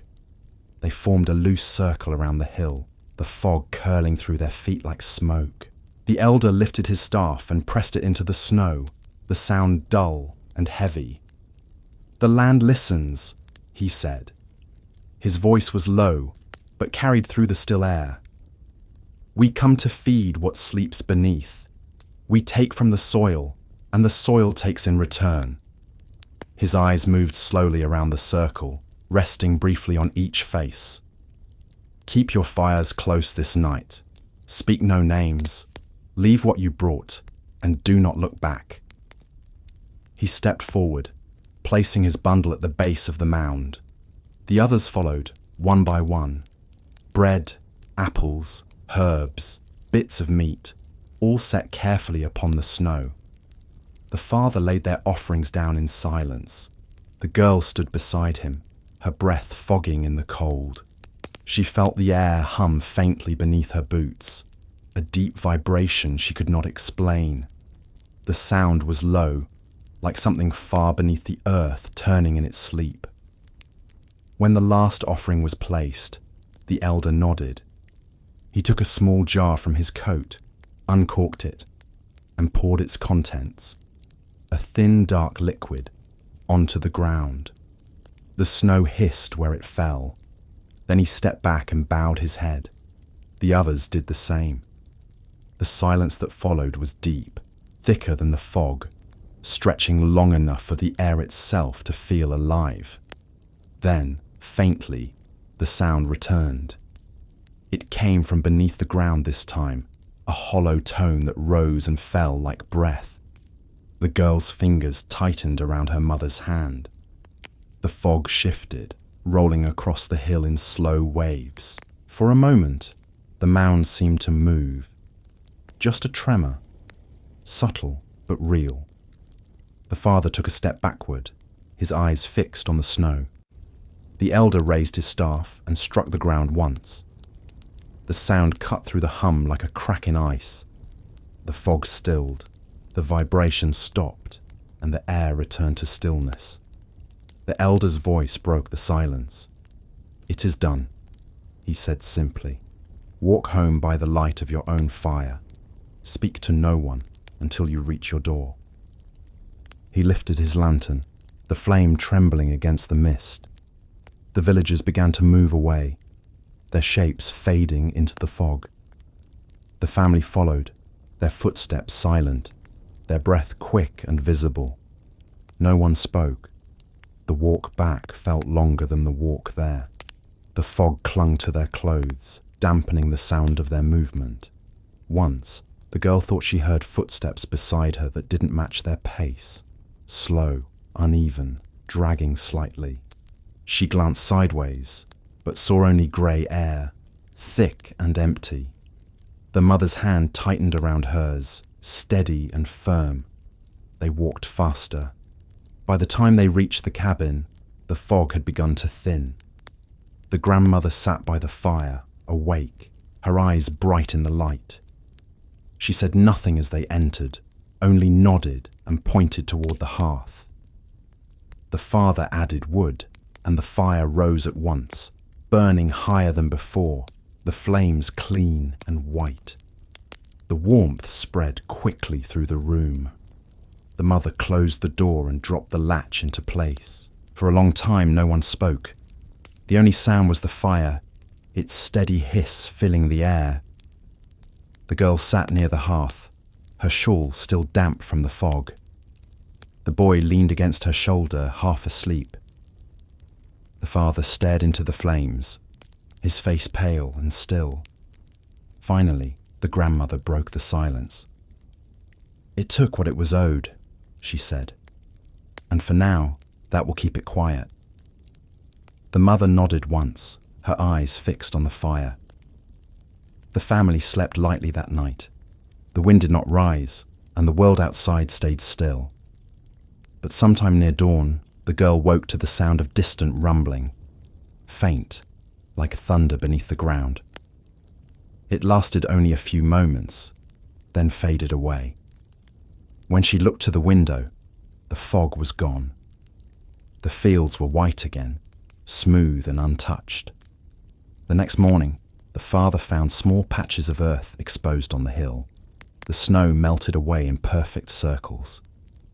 He didn't go closer. He only watched for a while, then turned back toward the house. The girl asked what he'd seen, but he only said the land was breathing easier now. That evening, when the family sat together by the fire, the air felt lighter. The warmth held longer. The grandmother smiled faintly for the first time in many days. But beneath the quiet comfort of the hearth, the girl could still feel the faint echo of that sound, the low hum of something beneath the ground that had eaten well and gone back to sleep, waiting for the next time it would need to be fed.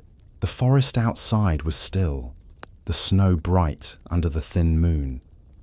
The wind moved softly through the trees, whispering low and long, like a sigh of satisfaction. And far beneath the frozen earth, Hollow Hill rested in silence.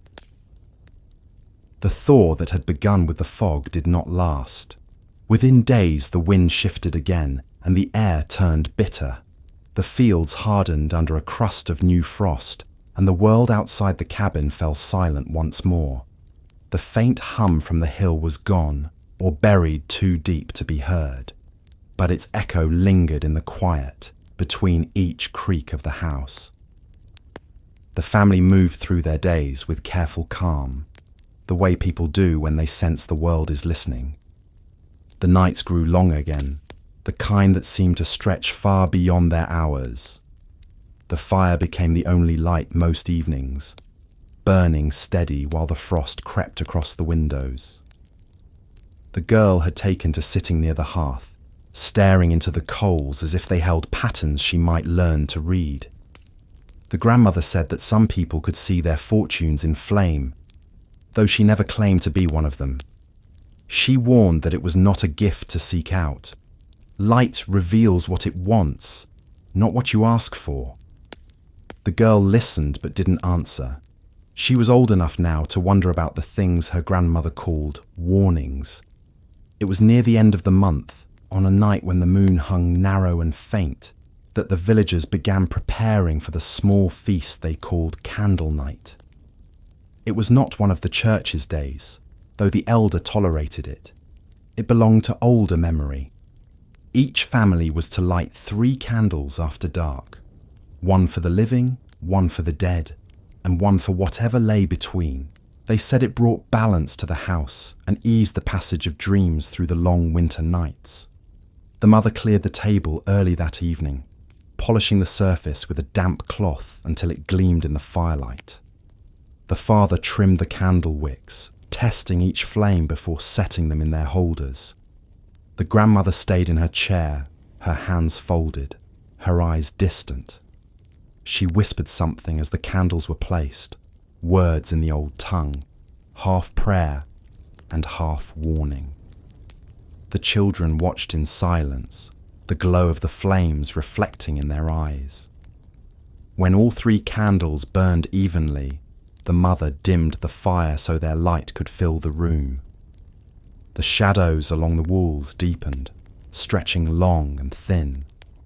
The air grew warmer, the smell of tallow faint but familiar. The grandmother motioned for the girl to fetch the mirror. It was small, framed in dark wood, one of the few things the family owned that had been brought from the old country. The glass was slightly warped, the kind that makes reflections move when the light changes. The girl carried it carefully and set it on the table. The grandmother's voice was quiet but sure. "Each year we look," she said, "not for what we want, but for what is owed." The father sat near the fire, his expression still. The mother took the girl's hand and placed it gently on the table beside the mirror. The flame of the middle candle flickered once, then steadied. The girl watched the light move across the glass, her reflection bending and shifting with the glow. For a long while, nothing happened. The fire popped softly, the wood settling deeper into ash. The boy fidgeted on the floor, tracing shapes in the dust. The grandmother began to hum under her breath, the same tune she always used when she worked with herbs or ash. The air in the room seemed to thicken, each breath heavier than the last. The light of the candles grew brighter, their edges sharper, as if the darkness around them had been pushed back. The girl leaned closer to the mirror. The reflection wavered, then cleared. For a moment she saw only herself, her face pale in the candlelight. Then slowly, the light shifted. Behind her reflection, something moved. Not a shadow exactly, something thinner, like smoke coiling upward from an unseen flame. It drifted across the glass, almost too faint to notice. The girl blinked, and it was gone. But when she looked again, she thought she saw another shape in its place, something taller, standing just behind where her mother sat. She turned quickly, but the space was empty. The grandmother's voice did not waver. "Don't turn away," she said softly. "The light must see that you are not afraid." The girl faced the mirror again. The glass seemed darker now, the reflection deepening like water at night. The candles flickered, their flames bending toward the mirror. The air smelled of wax and smoke. The girl's reflection grew clearer again, but this time the light in her eyes looked wrong, brighter, as if lit from behind. She blinked once more, and the image returned to normal. The grandmother reached out and covered the mirror with a cloth. "It's done," she said. "The year's eye is closed." The mother exhaled slowly, as though she had been holding her breath. The father rose to add wood to the fire, the sound of it filling the silence that followed. The boy asked what his sister had seen, but she only shook her head. She wasn't sure she could explain it. The rest of the evening passed quietly. The candles burned low, their light softening until only the middle one remained. The grandmother said that it must be left to die on its own, that to snuff it early would invite what it had shown. The mother nodded and gathered the dishes while the others prepared for sleep. The girl sat awake by the table, watching the last candle flicker lower. When it finally went out, a faint line of smoke rose into the dark, curling once before disappearing. The room grew dim, lit only by the faint glow of embers in the hearth. That night, the girl dreamed of mirrors. Not one, but many, standing in the fields where the snow had once been smooth. They reflected no sky, no trees, only a pale light that came from nowhere. In one of them, she saw the outline of a figure, the same tall shape she had glimpsed behind her mother's chair. It moved slowly across the glass, as if passing from one reflection to another. She tried to call out, but her voice made no sound. When she woke, the air was cold, and the fire had burned low. The next morning, the mirror still sat on the table, covered with its cloth. The mother lifted it only long enough to wipe the surface clean, then placed it back under the bed where it was kept. The grandmother said nothing about the night before, only that the year had turned a little more in its course. The father left early to check the traps near the stream, though he returned with nothing. He said the forest was quiet again, but the quiet felt different now, too still, too watchful. Later that day, as the girl carried ashes outside to scatter near the fence, she noticed something strange in the snow. It was not a track, not exactly, more like an imprint, faint and smooth, shaped like a hand pressed flat against the ground. She crouched to look closer. The snow there had melted slightly, though the air was freezing. She touched it with one finger, and the cold bit deep. The shape was gone by evening, covered by new frost. She didn't tell anyone. The next night, the father came in from the barn carrying the lantern low. He said he had seen something shining among the trees, light catching on ice maybe, but not moving like a reflection. The mother asked if it was fire. He said no. He said it looked like the glint of metal, a small circle of brightness that vanished when he turned toward it. The grandmother nodded, unsurprised. The mirror's eye stays open longer some years, she said. It looks both ways. The family kept the fire high after that. The mother burned herbs at dusk, the smell of smoke and rosemary hanging in the air. The father hung a strip of cloth across the window, though the frost still formed its patterns on the glass each night. The grandmother stayed near the hearth, her voice low and steady as she spoke prayers that were not from the church. The children slept close together, the girl always half awake, listening. A week passed in quiet. Then, one night, as the wind rose from the east, the light in the forest returned. It was faint at first, just a shimmer between the trunks, but it grew brighter as the night deepened.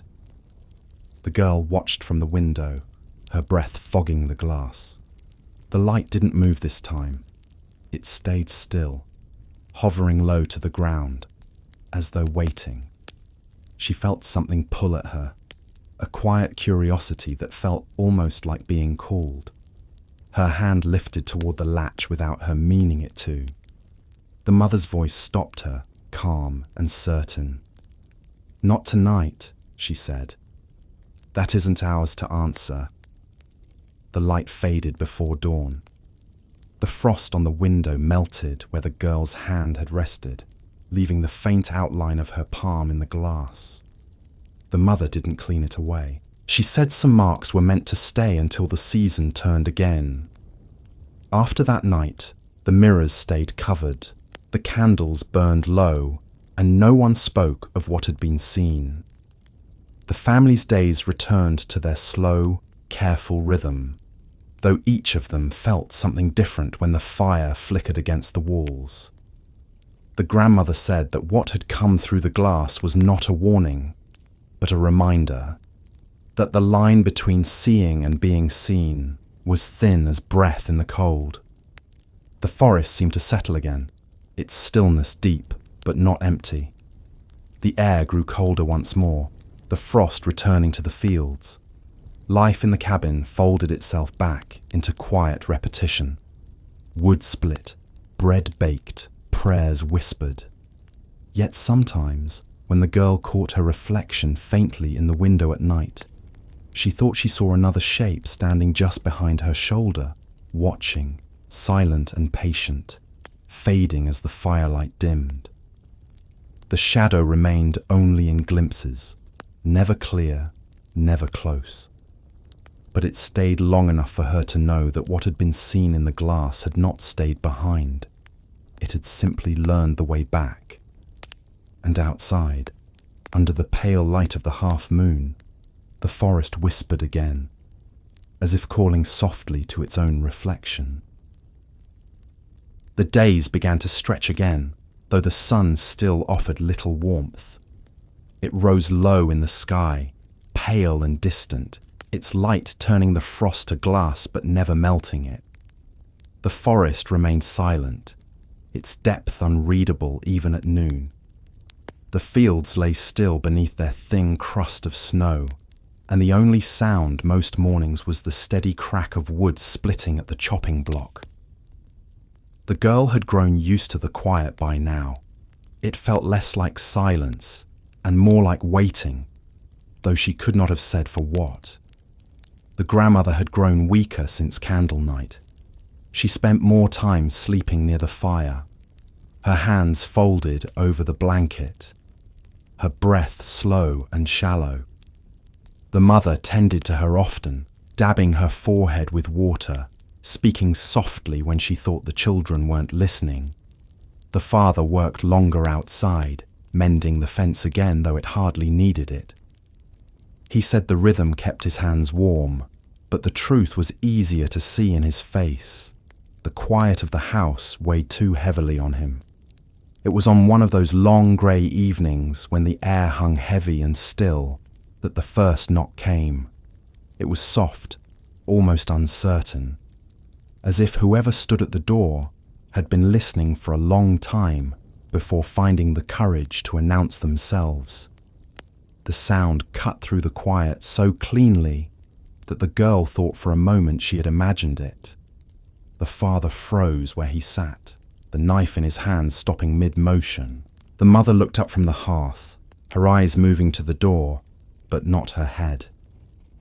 The grandmother stirred faintly, her fingers tightening on the blanket. The knock came again. 2 slow strikes, then a pause.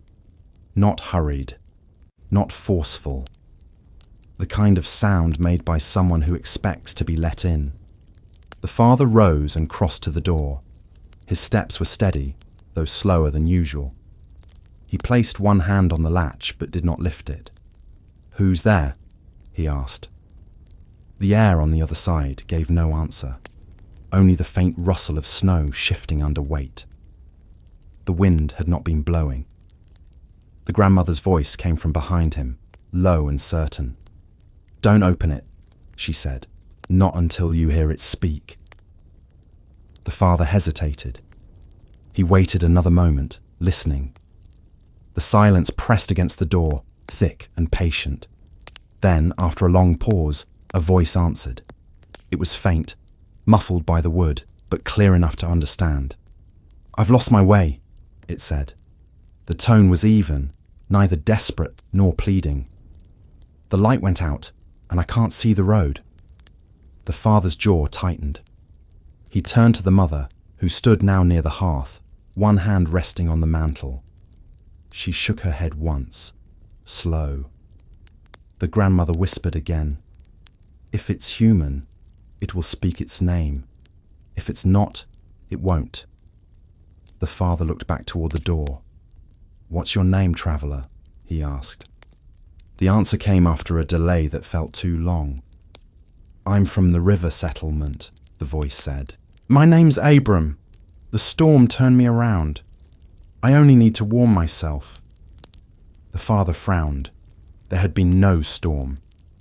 The sky had been clear all afternoon, the air too still for snow or wind. The mother's eyes met his, both understanding what the other was thinking without words. The grandmother's voice came again, sharp despite its weakness. "The river settlement's been gone 3 winters, she said. "There's no Abram left there to speak." The father stepped back from the door. The voice spoke again, quieter this time. "Please," it said. "I've been walking since dusk." The sound of it had changed. It no longer came from directly outside the door, but lower, closer to the ground, like something crouched just beyond the threshold. The girl clutched her brother's arm, her fingers cold. The mother crossed the room and took the iron poker from beside the hearth. She set it upright in the flames until it glowed faintly red. The father stood still, his hand resting on the musket near the wall. The knock did not return, but the voice came once more, softer than before. "It's cold out here," it said. "Won't you let me see your fire?" The grandmother whispered a prayer in the old tongue, each word drawn out slowly. The mother lifted the poker from the fire and held it toward the door. The tip glowed in the dim light. "There's no warmth for you here," she said quietly. "Move on." For a moment, there was silence. Then came the faint sound of footsteps, slow, dragging through the snow, fading away toward the woods. No wind followed them, no echo, just the small, wet sound of melting frost dripping from the roof. The family stood still for a long time after. When the father finally opened the door, the air that rushed in was bitter and still. The ground outside was untouched, except for a single mark in the snow, a long, narrow groove that led from the doorstep toward the trees. No footprints, no sign of anyone walking, just that shallow line, straight and unbroken, disappearing into the dark.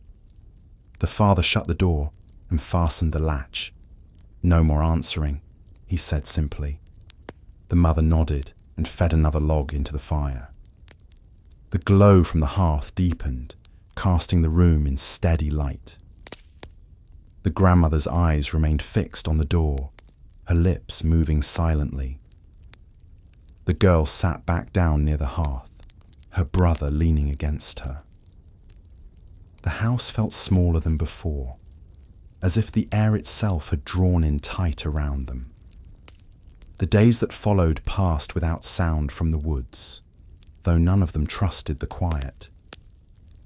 The father kept a lantern burning near the window after dusk, its light small but constant. The mother left offerings at the edge of the field again, bread, salt, a bit of honey, though she said nothing of why. The grandmother slept more, her breathing thin. Each night before they banked the fire, she whispered the same phrase in her native tongue. The mother repeated it under her breath, the rhythm steady, the meaning lost to the children but heavy enough to still the room. It was 3 nights later when the girl woke to the sound of movement again. Not knocking this time, but footsteps, measured and slow, moving along the wall outside. She held still, her heart quickening. The fire had burned low, only a faint red glow left among the ash. The sound stopped near the window. Then something brushed softly against the glass. Not hard enough to shake it, just enough to leave a mark. A long, pale streak, like the print of a wet finger drawn across frost. The mother rose without a word. She reached for the poker again and stirred the coals until the fire caught. The light filled the room, warm and bright. The streak on the window began to fade as the frost melted, but before it vanished, the girl saw it clearly. It wasn't a finger's mark. It was a handprint, too long, the fingers uneven. The curve of the palm stretched wider than any human's could be. She looked away before it disappeared. The father sat awake the rest of that night, the musket across his knees, the lantern burning beside him. When dawn came, the frost on the window was gone, the glass wet where the mark had been. The snow outside showed nothing but the faint shimmer of ice. No tracks, no shadow, no sign of what had passed. The grandmother didn't wake that morning. Her body was still, her face calm, her eyes closed as if she had fallen into sleep and simply chosen not to return. The mother covered her with a cloth and sat beside her for a long time, saying nothing. The father went outside and stood in the doorway, his breath hanging in the air. The girl watched from where she sat, unable to tell if he was looking at the trees or listening to them. That evening, they buried the grandmother in the small patch of ground near the hill where the snow lay thin. The father said the words the elder had once taught him, though they sounded different now, heavier. The mother placed a sprig of dried herbs beside the grave. The children stood in silence, their breath rising in clouds. As they turned to leave, the girl glanced back once. The fog had begun to creep along the base of the trees again, rolling slowly over the frozen ground.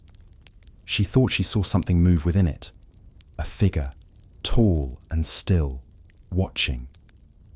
But when she blinked, it was gone. That night, no one spoke. The fire burned quietly, its flame steady. The girl lay awake long after the others had fallen asleep, the sound of the wind faint against the walls. Somewhere far off, she thought she heard a knock again, but softer this time, as though it came from beneath the earth rather than the door. She closed her eyes and listened until it faded. The wind moved through the chimney with a hollow sigh. The last ember in the hearth dimmed, leaving the room in the soft glow of silence. And outside, the forest waited, patient and cold, its breath stirring faintly through the snow, carrying with it the sound of a voice that had never needed to knock again. The air in the cabin felt thinner after the grandmother was gone. The fire burned brighter for a few nights, as if it understood what had been lost and was trying to fill the empty space she had left behind. The mother kept the ashes from the hearth that had burned during the night of her passing, sweeping them carefully into a small tin box. She said it was her mother's heat and that it shouldn't be thrown away. The father didn't argue. He only nodded once and went back to splitting wood, each strike falling in a rhythm that sounded more like thought than work. The days blurred together after that.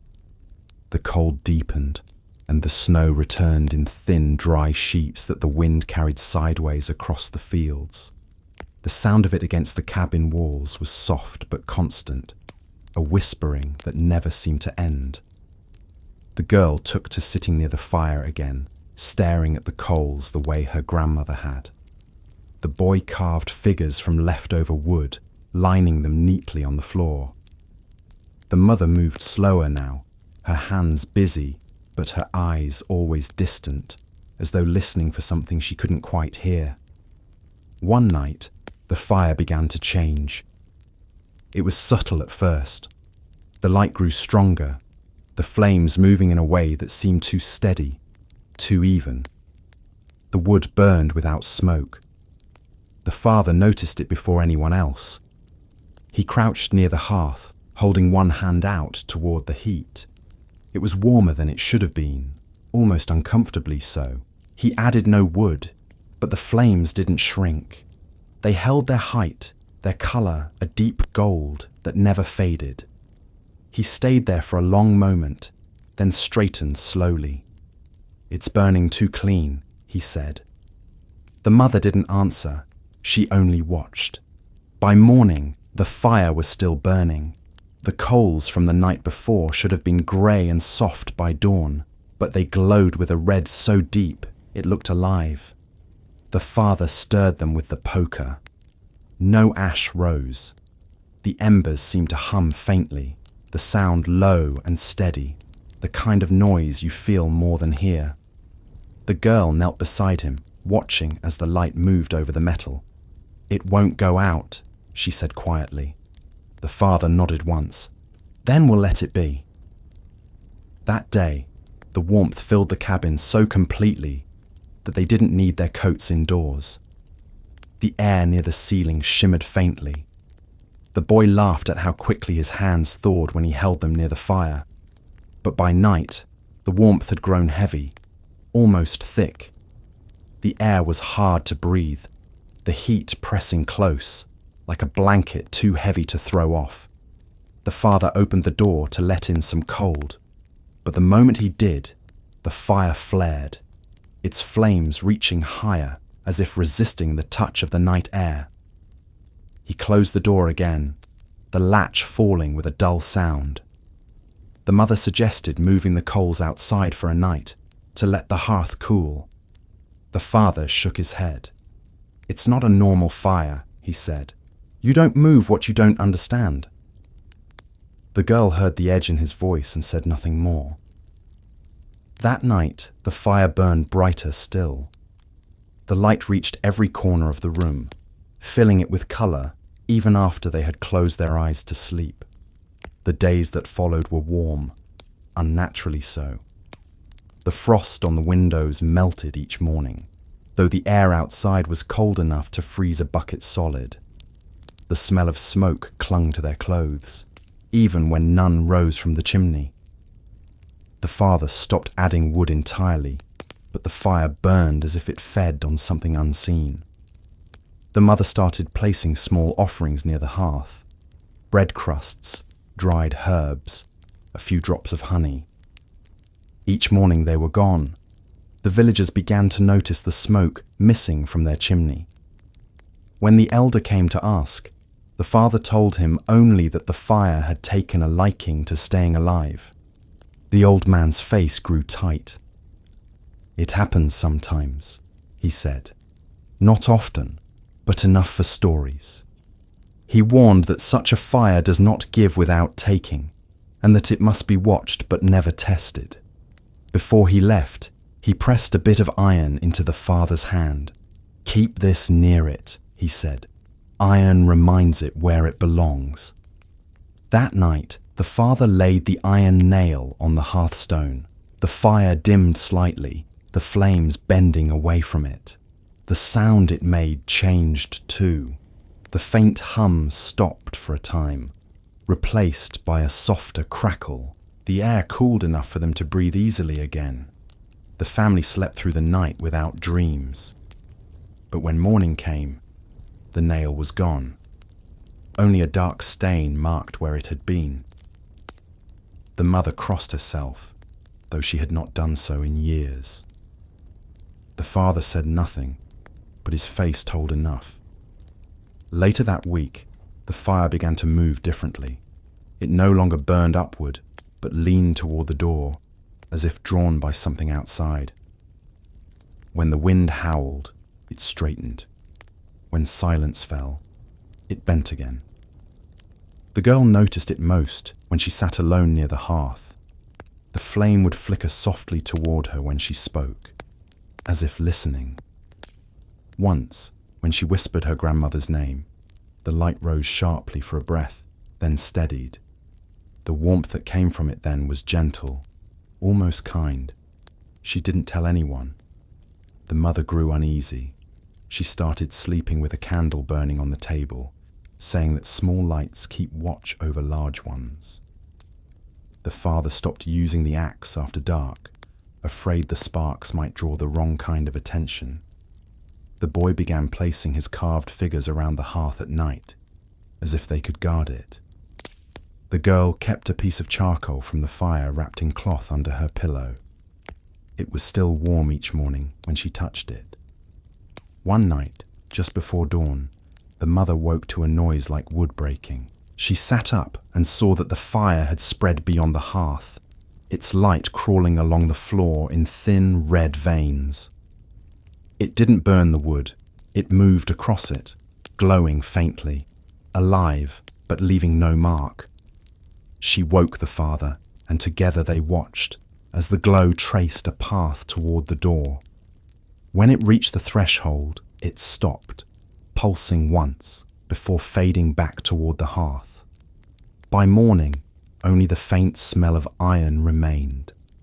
The elder returned that afternoon, his face drawn. The father showed him where the light had been, the floor still faintly warm beneath his hand. The old man knelt, listening. After a long silence, he spoke. "It isn't fire anymore," he said. "It's something wearing fire's shape. It wants a place to stay." He looked toward the hearth, where the flame burned steady as ever. "If you feed it wrong, it will learn your names. Don't let it." The family followed his warning carefully. They fed the fire only what they had to, keeping the hearth swept clean. The mother burned herbs twice a day, the smell filling the air until it was thick and bitter. The father sat by the door with his musket again, though he never looked directly at the flame. The children spoke less, their voices subdued. The girl felt the warmth follow her when she moved, a faint pressure on her back, like standing too close to sunlight. Then, one night, the warmth vanished. The fire was still burning, but there was no heat. The room felt cold, the air heavy. The mother reached her hand toward it and drew back quickly. The flame gave off nothing but light. It flickered once, then twice, and then the glow deepened, turning darker, almost red-black. The father took a step closer, his face lit unevenly. Inside the flame, shapes began to form. Not clear, not human, just movement, like the shifting of smoke seen through glass. The girl watched, unable to look away. The longer she stared, the more the shapes seemed to align, bending together into something that almost looked like a figure standing behind the fire. The mother covered the hearth with her hands, whispering the old words her mother had used when storms grew too close. The sound of her voice filled the room, steady, unbroken. The light in the fire began to fade, softening back to its usual gold. The warmth returned slowly, like breath after fear. The father exhaled and sat down again, his hand still gripping the musket. No one spoke for a long time. By morning, the fire was normal again, or close enough to seem so. The smell of herbs lingered in the air, and the room felt lighter. But the girl noticed that the woodpile near the door had grown smaller overnight, though no one had added to the fire. She said nothing, though she could tell her mother already knew. In the days that followed, the fire remained steady, obedient, but the warmth it gave felt different now, colder beneath the heat, as if it came from something that did not understand comfort. The mother still left bread near the hearth each night, and each morning the space was clean. The father kept his watch, the boy slept by the wall, and the girl kept her eyes on the flame. It burned on without change, through the long nights, through the frost, through the silence. The colour never dimmed, the ash never grew, the wood never truly blackened. It just kept breathing, slow and alive, refusing to die. And sometimes when the girl woke before dawn, she thought she saw another light flickering faintly outside, far across the snow, dull, low, and moving as if it too was searching for warmth that never went out. The fire burned without pause for more than 2 weeks. No one could remember the last time the hearth had gone cold. The warmth inside the cabin stayed constant, steady as breath, and yet it felt less like comfort now. It filled the space the way water fills a sealed jar. Too much, too still, leaving no air to move. The father had stopped saying much about it. He split the same amount of wood each day out of habit, though none of it seemed to disappear into the fire. The pile beside the door grew smaller anyway. The mother still left her offerings at dusk, small things placed near the hearth with care. The bread was gone each morning, so was the bowl she used to leave it in, one day taken, the next returned, clean and dry. She stopped using a bowl after that. Just crumbs, a few drops of cider, a pinch of salt. The girl watched it all without speaking. She'd learned that some things were better left unspoken if you wanted the house to stay quiet. Outside, the cold deepened again. The forest turned harder in colour, its edges black and sharp. The snow had a sound now, a faint crunch even when no one stepped on it, like the settling of a crust over something moving beneath. The air tasted of metal. At night, when the wind shifted, it brought with it the faint scent of smoke. Not wood smoke, but something older, something burned into the land itself. The father said little, but his eyes kept drifting toward the trees. It began with the sound of cracking. The first time it came, they thought it was the roof shifting under ice. But when the father went outside, the air was still and the snow on the roof lay undisturbed. The sound came again the next night, louder, sharper. It came from the forest this time. Not a single crack, but many. Branches snapping, wood giving way. the noise carrying long through the frozen air. It came in bursts, followed by silence so deep it pressed against the ears. The mother said it was the trees breaking under the cold. The grandmother might have said otherwise, but her voice was gone now. The father didn't answer. He stood by the window for a long time, watching the black line of the woods. The fire burned behind him, its light steady against the glass. The girl stood beside her brother near the hearth, her hands clasped tight. The cracking came again, closer this time. One long break that seemed to echo down through the ground itself. Then, nothing. That silence stayed heavy through the next morning. The sun rose without colour, pale and weak. The air outside had changed. It carried a weight that wasn't wind. The father went out to fetch water and found tracks near the edge of the trees. Not animal, not human. Long, thin lines in the snow, curling slightly at their ends, too even to be random. He followed them for a short distance before they vanished near the frozen creek. When he came back, his hands were trembling. He didn't mention what he'd seen, but the mother saw his face and began burning sage again that evening without being asked. That night, the sounds returned, low, rhythmic, not cracking this time, but something deeper. It came from far within the forest, a slow, hollow thud that carried through the ground. It wasn't constant. It came in waves, like something breathing beneath the roots. The sound went on for hours, never rising, never fading, steady as the pulse of something vast. The girl lay awake, feeling it in the floorboards beneath her. The boy whispered that it felt like footsteps. She didn't answer. The next morning, the sky had turned the colour of ash. The air felt dry, stripped clean. The father found the fence half buried in snow, and one of the posts snapped clean in two. There were no marks on the wood, no splinter, no bite, just a perfect break, as if it had been twisted until it gave way. He said nothing about it. He fixed it before noon and came inside with frost on his beard and a look that didn't match the calm in his hands. That evening, as the light fell, the mother told the children to stay close to the fire.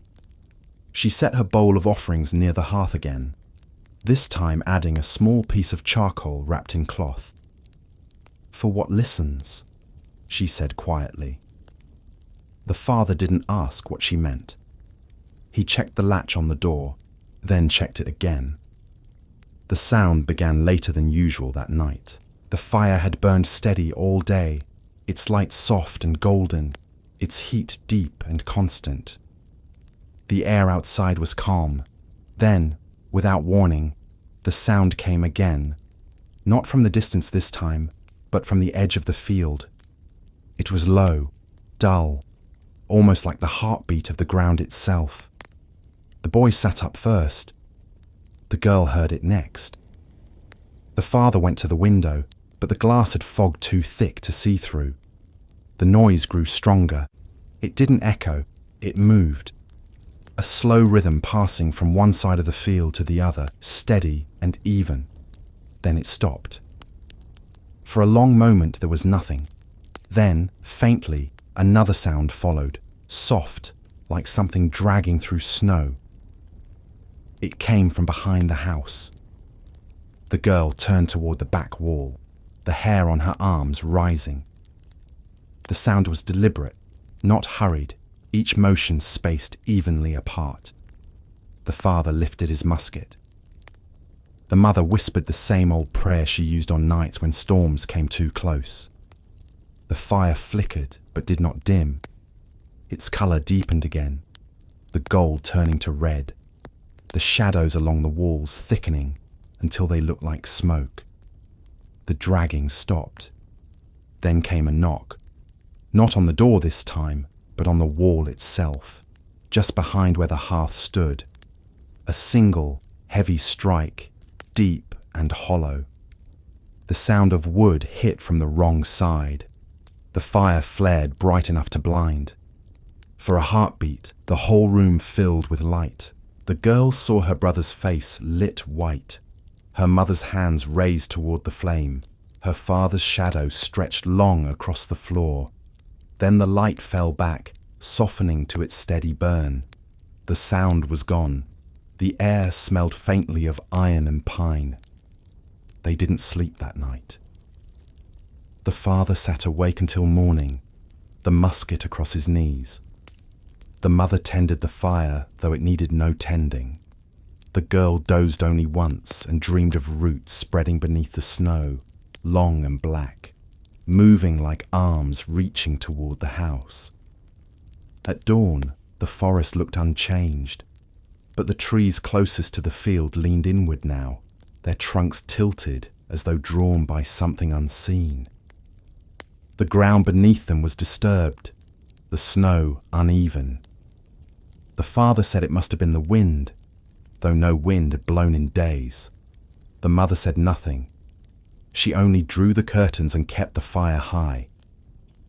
That evening, when the last of the light faded, a new sound came. Not the cracking or the hollow thud, but a voice.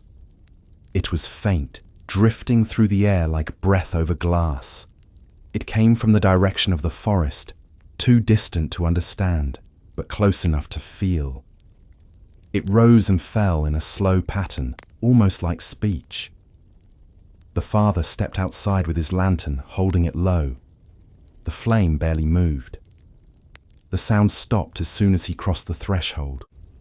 He stood still for a long time, the light trembling in his hand. Then behind him, the forest answered. It wasn't words this time, but tone, low, layered, full. The kind of sound that fills space more than it travels through it. The snow at his feet shivered slightly. The father turned back toward the house, the lantern shaking. As he reached the door, he heard one more sound, close, clear, and unmistakable. It was his own name, spoken softly, almost kindly, from somewhere in the dark. He didn't tell the others. When the mother asked what he'd heard, he said only that the woods had found their voice again. She didn't press him. They both knew enough not to. The next morning, the snow near the edge of the forest had melted in wide, uneven patches. The ground beneath was damp and black, smelling faintly of smoke. The trees stood straighter now, their lean corrected, their bark darkened as if brushed by fire. The father said they should move before spring, go inland, closer to town. The mother nodded, though neither of them believed they would. The nights after that stayed quiet. The sounds stopped, the air lightened, and the world seemed to ease again. But the fire in the hearth burned higher than ever. It moved with the rhythm of something breathing, each flare and fall in time with the faint rustle of the forest outside.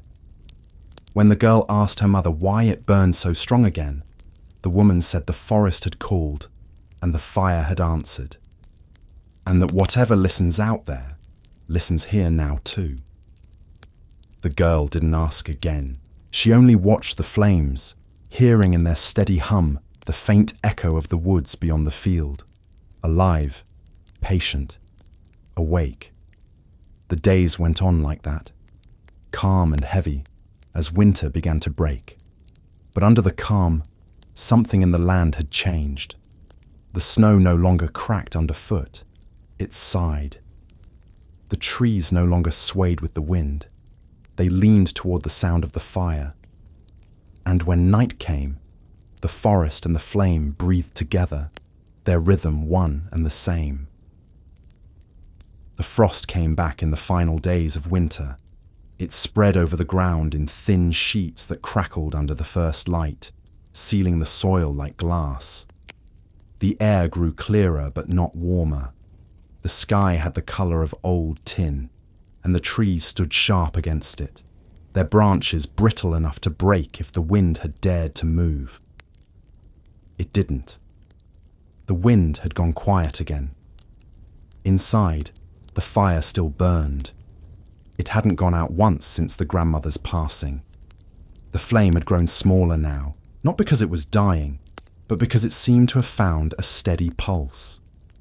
It breathed in silence, rising and falling as though following its own rhythm separate from theirs. The warmth it gave off was steady, thin, precise. The mother said it was finally tired, though her voice didn't carry belief when she said it. The father said nothing, only stared at it in the mornings before heading outside. The forest had gone still again, but not in the same way as before. Its quiet was heavier now, settled deep into the ground. The birds hadn't returned yet. Even the crows had vanished. The girl thought often about what her grandmother used to say, that the land has to rest after it's been awake too long. She hoped that was what this was. Rest. The father had begun to prepare for the thaw that would come. He repaired the roof, checked the traps, and mended the wagon. The boy followed him when he worked, dragging his wooden carvings behind him in a small sack. The mother stayed near the hearth, her hands always moving, stitching, washing, kneading, never still. The girl helped where she could, though more often she found herself drawn to the window, watching for signs of the forest breathing again. The first change came one morning in late March. The frost on the window had formed a pattern she hadn't seen before. Circles and lines, woven together so neatly that it looked carved instead of frozen. She showed her mother, who studied it without touching. "It's the same hand that drew the first ones," she said quietly. "But it's gentler now." She wiped the frost away before the father could see. That night, the fire burned brighter again, though the air outside was cold enough to freeze the latch on the door. The warmth inside filled the cabin until it almost felt like summer. The girl lay awake beside her brother, listening to the crackle of the wood, slow and even. Somewhere beyond it, beneath the faint hiss of flame, she thought she could hear another sound, a low hum, distant, like wind through hollow wood. It wasn't frightening this time. It was soft, almost steadying, like something keeping time with her breath. When she woke before dawn, the light through the window was pale blue. The frost had thickened overnight, covering the glass completely. She rose quietly and wiped it away with her sleeve. Beyond the field, the forest was still half hidden by fog, but she could see the tops of the trees again. They looked straighter now, their branches still, their colour lighter. The fog hung low, moving in slow curls that caught the weak light. For the first time in months, she saw a bird pass overhead, small and dark, flying fast toward the trees. The mother stirred behind her. "It's changing," she said, still half asleep. "The land's remembering itself again." The girl turned back to the window. The bird was gone, but the fog had begun to lift. The air shimmered faintly, the way it does before a storm or after one has passed. The girl didn't know which this was. Later that morning, the father came in from the barn with his coat damp from thawing snow. "The creek's moving again," he said. "The ice is breaking." The mother smiled faintly and nodded. The fire flickered higher for a moment, a small burst of light that faded as quickly as it rose. The thaw spread slowly through the week. The snow melted in uneven patches, leaving the ground streaked with brown and grey. The air carried a smell of wet bark and mud. The sound of dripping filled the days, steady, patient. The forest seemed to lean back, opening its space again. The cracking had stopped. The earth had gone quiet, but the kind of quiet that holds peace instead of warning.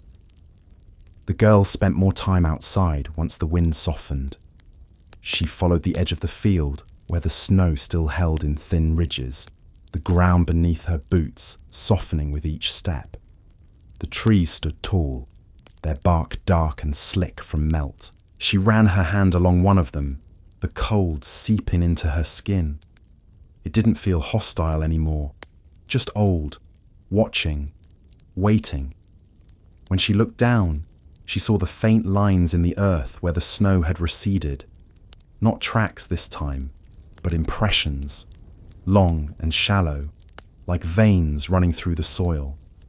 They spread out from the base of the trees and disappeared under the thawing ground. She crouched to touch one, but her mother's voice called from the cabin, and she let her hand fall.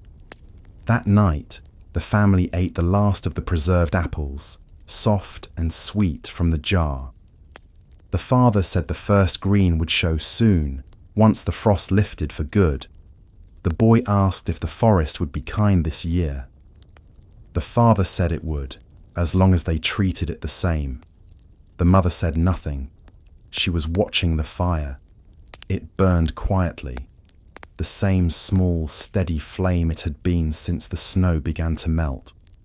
Before sleep, she took the tin box of ashes and carried it outside. The girl followed without being told. The moon was high and thin, the frost shining across the field. The mother knelt near the fence and opened the box, tipping it slowly so the ashes fell into the wind. They scattered across the snow, grey against white, vanishing almost at once. "For her," the mother said, "and for what she kept from waking." The girl nodded. The firelight from the window flickered across the field, reaching just far enough to touch the first row of trees. When they went back inside, the air felt lighter. The warmth was soft again, natural, no longer pressing close. The father banked the fire carefully, letting it settle to a glow. The boy slept quickly, the girl soon after. The mother sat awake longer, her eyes on the hearth. The flame moved slow, breathing in and out with the rhythm of the night. She whispered something, a few words of thanks, not prayer, just acknowledgement, and the flame bent once, as if bowing in return.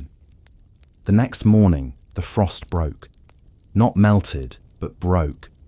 The thin layer over the ground cracked open in long, clean lines as the sun rose.